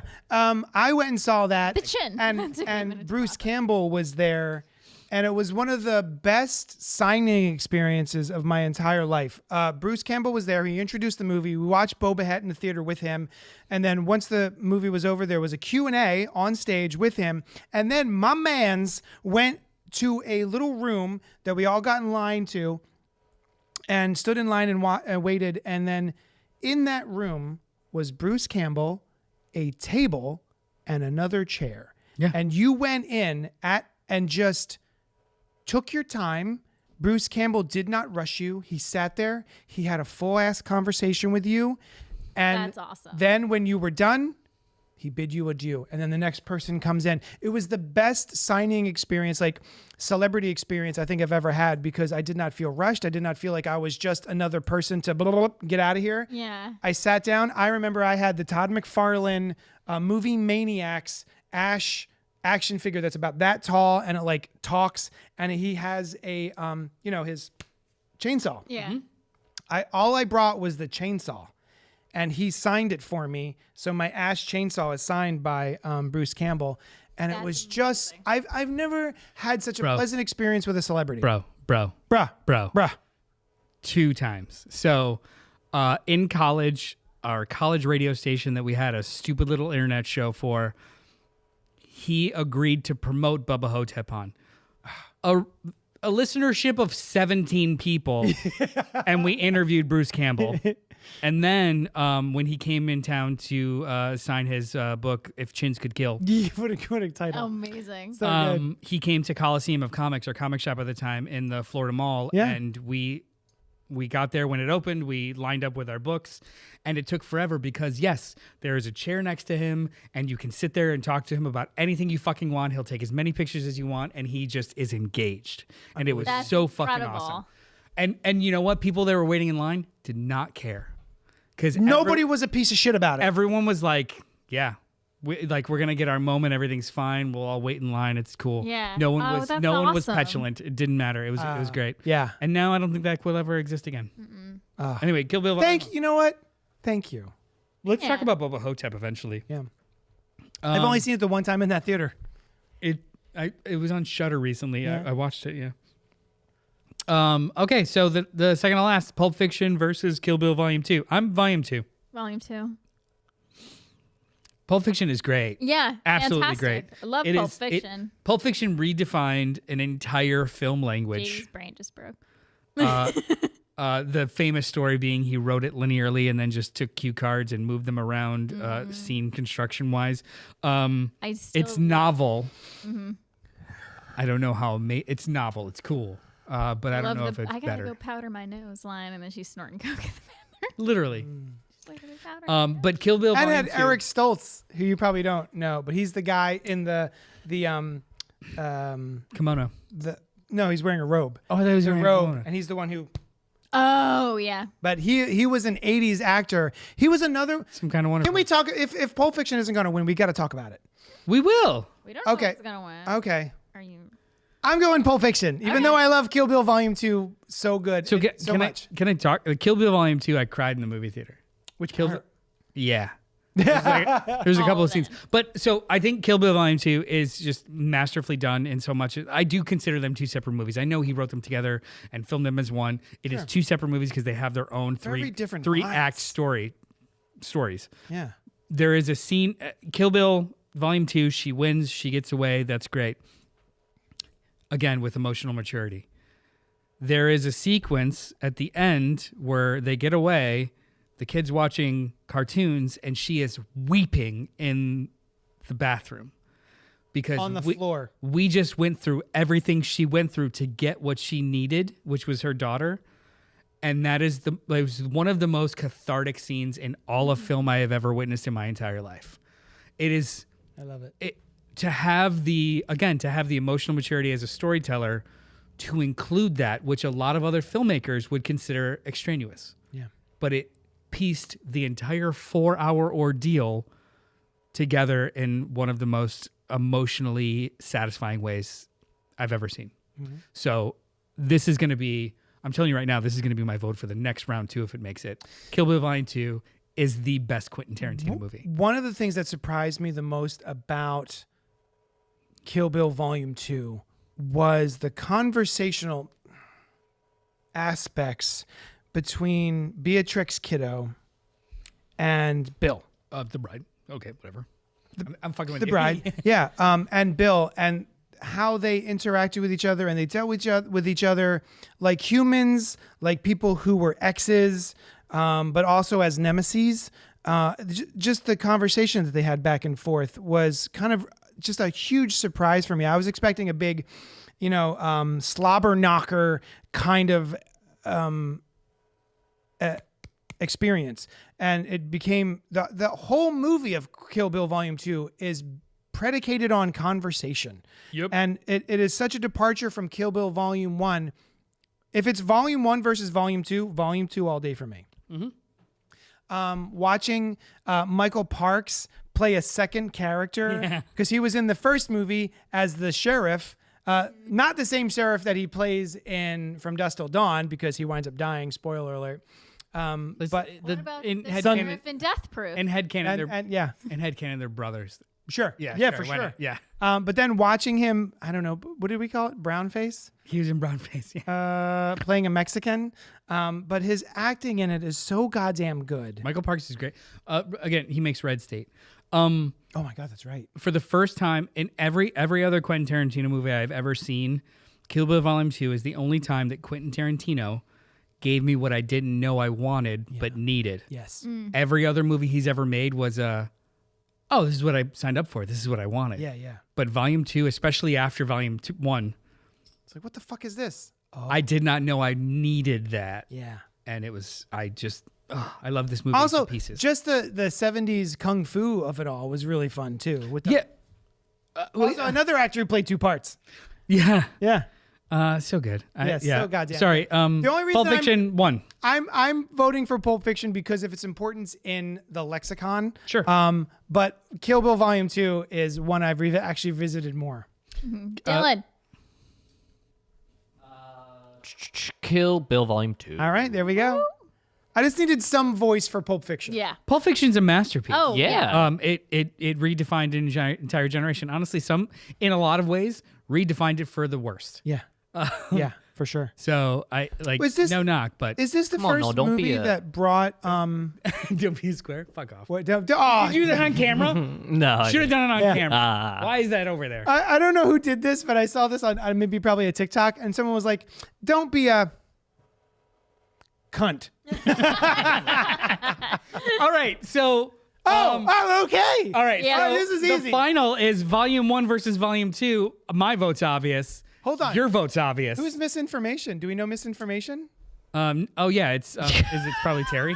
Hi, Terry. Are you No, misinformation, Terry? That is definitely my lady, Lauren Straley. OMG, Dylan's so wise. I love that support, Dylan. I know, yeah. Thank She's you, my biggest misinformation. cheerleader. Yeah. So before we get into these votes, Pink, The Bathroom Cry made the movie. Yes. It did. Did? It made the movie, and it made his career, as far as I'm concerned. Like, it was one of the best experiences I've ever had in a movie. Christopher Goodnight, I saw it a few years ago, and I don't have the nostalgia, and wokeness kept me from... Woke of what wokeness? We were talking about. What are we talking We were talking about a different movie. Wokeness? No, it was.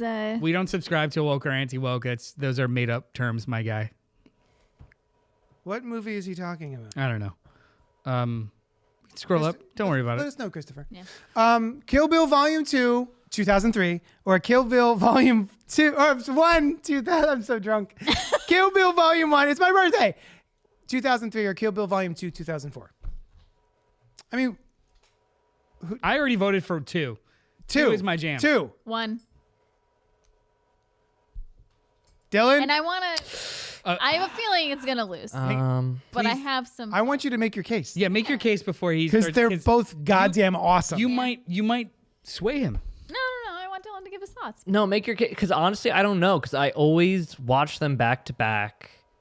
And I don't know. Yeah, Alice, you make your case. So and I'll see. we know this about me. I love a good for her. I love a revenge story. A good for her. Good for her. Good for her. Good for her. Like, Sorry. yeah, get everybody. For you. Good for you. DL Get everybody who Post got says you, which 8. both of these movies are.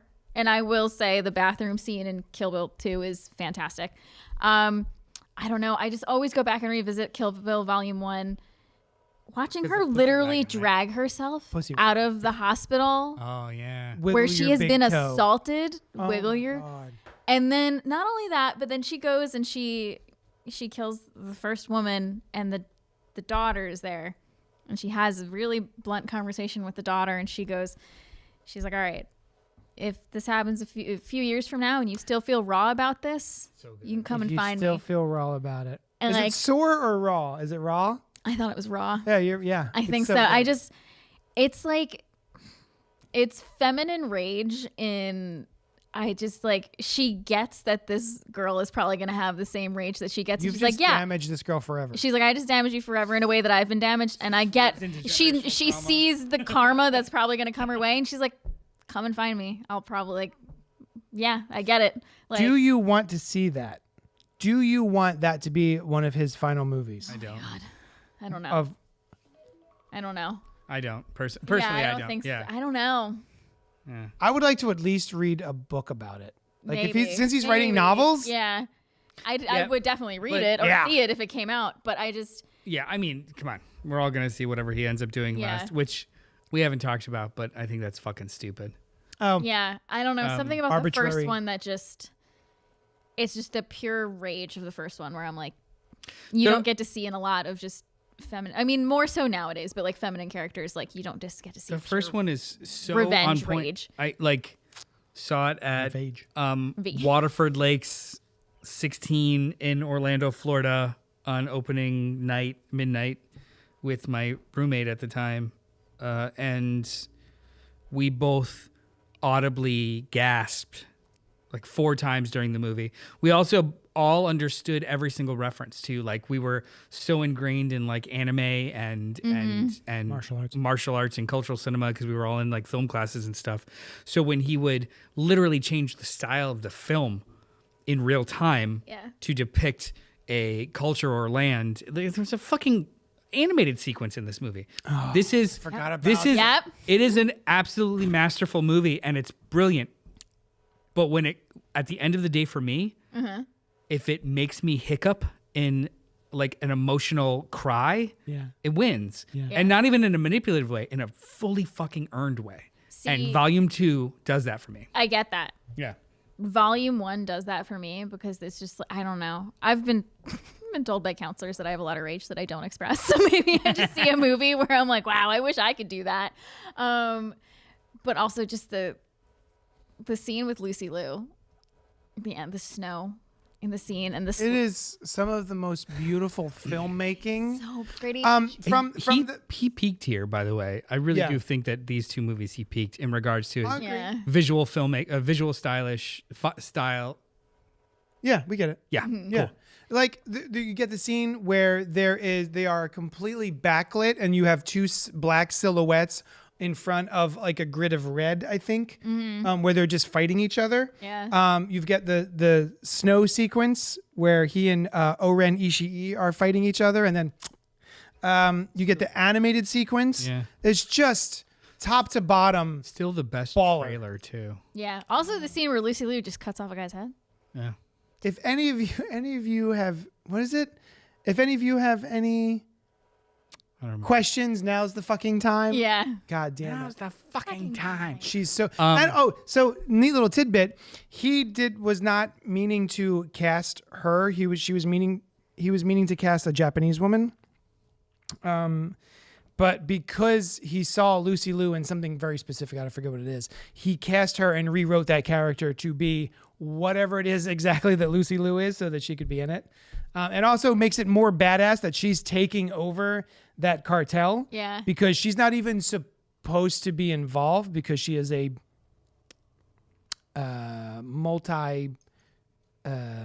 cultural character. I don't know enough to Yeah. But I get what you're saying. Like it tailored the role to her. She is not. She's a. I keep wanting to say Mudblood from Harry Potter. Biracial. Biracial. Yeah. And it's not about PC or non-PC. It's just. Yeah, she's biracial. Which Dylan, is unheard of in that.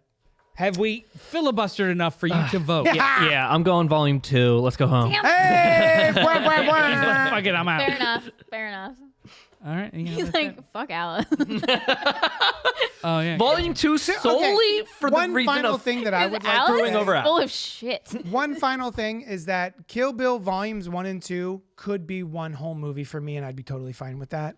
I watched a thing. That's how much I like both of them. I They're watched a fantastic, thing of his yeah. earlier today about like trying to settle argument. Like he was asked to settle the argument between if it's one movie or two movies, and he kind of rode the middle of like, look, I wrote it as one movie, There you go. but it is explicitly two movies because there are beginning and end credits and full arcs. Yeah. I wrote it as one. I edited it together as one, but a wise person told me, hey, I love every bit of this. I'm not going to sit down for a 4-hour movie. Yeah. So it's two movies. Yeah. Like he was just like, yeah, but One story, yeah. two movies. Yeah. And also too, like, the arbitrary segmentation of movies or of books or something to make it two movies. This does not feel No, like that. not the No. same. These are two This totally isn't The different Hobbit. experiences. No. I don't know. Yeah. Are we gonna reveal what ones we thought were gonna win? Oh yeah. I'll go. So I did two. I said what will win, what should win. And? What will win, I said Bastards. I figured everybody was going to vote me out and just do Bastards. What should win, Kill Bill Volume 2. Nice. I did Pulp Fiction. I figured everyone would go for the classic. Do you think we would just be like boring film snobs? Like, oh, well, Pulp Fiction was the originator. Yep. Yeah. I also said Inglourious Bastards. I thought it wasn't gonna be my top vote, but I thought like of all of our opinions, it would make it the furthest. That was my missed vote. Like, oh, it's probably going to be something like The Mist where it just kind of keeps finding its way Yeah. closer to the top. But I genuinely feel like the right movie won. Kill Bill Volume 2. Is that what won? Yeah. That's what won. Kill Bill Volume 2. Did Nice. you do I feel okay about that. a guess still? I didn't write it, but I thought Bastards was gonna win. Bastards and Yeah. Glorious Bastards. It's hard for me to vote against a movie that's about Killing murdering Nazis and shooting. I think it's hard for everyone to vote against a movie that's about killing us. Not everyone. Everyone that matters. Yes.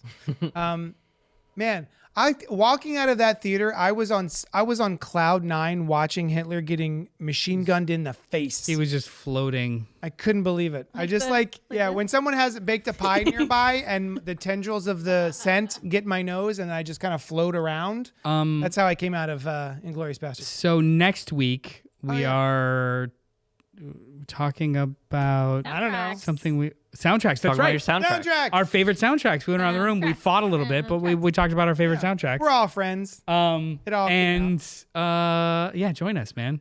Thank you for spending time with us tonight. Thank you for Dylan for going extra over for us tonight. Didn't know this would go long, but it did. How long? I did, but You were was like, like, I did, but it's fair. Shady's birthday. You guys so, suck. Yeah, Thank no, God it's a bracket. we're Bracket's gonna walking bracket. Thank you, We don't misinformation, carry you. Yes. Put me over your for shoulders. dealing Alice. with us. For Guys, Dylan. Thank you so much. In many different forms, I've been doing podcasting for, I don't know, fucking 10 plus years. And it's never 15 now, my God. been more fun than it is right now. It's just, I love having you guys by my side and at the table with me every week. I am You're constantly looking forward. He's a huggy drunk. I am looking forward to hanging out with you guys every single week. Yeah. And too. you guys out there and people in the chat, it means so much to me that you guys even just pop into the chat to say hi or chat with us. And Dylan here in what? Talk about Dylan. Oh, Dylan. Oh yeah, that guy. What's his name? It's Dylan. Dylan. Yeah. Dylan, Don't you're think about cool. Dylan's the best. So yeah. Yeah, Anyway, thank you so much, guys. I really appreciate it. Yeah, I could be having the absolute worst week ever, and I enjoy I'll be a bitch walking to the studio before we record, True. hating everything about breathing. And when we start, I just have a great time with you guys. Yeah. Yeah. I was a little nervous that because Noel has had feelings about Quentin Tarantino Yeah. recently. And Yeah. so thank you for indulging. Oh, no, I think I expressed them all. Like, I think that he is Up his own ass. up his own ass. There's not a lot of things where I'm just like, it's so cool. And that's okay. Yeah. Yeah, I mean, the older I get, the more I want holistic experiences more than like technically proficient and really stylish experiences. And it's not really his vibe. Yeah. But I know I could recognize the effort for what it is. But it's new Quentin Tarantino. all right, I'll see it. Cool. But not like, oh, I can fucking wait. What's it about? Like, Yeah. it's fine. It's fine. So anyway, thank you so much for hanging out with us every week that you show up. And It's fine. we will see you next week, and we will talk at you later. Do. Bop. Dude.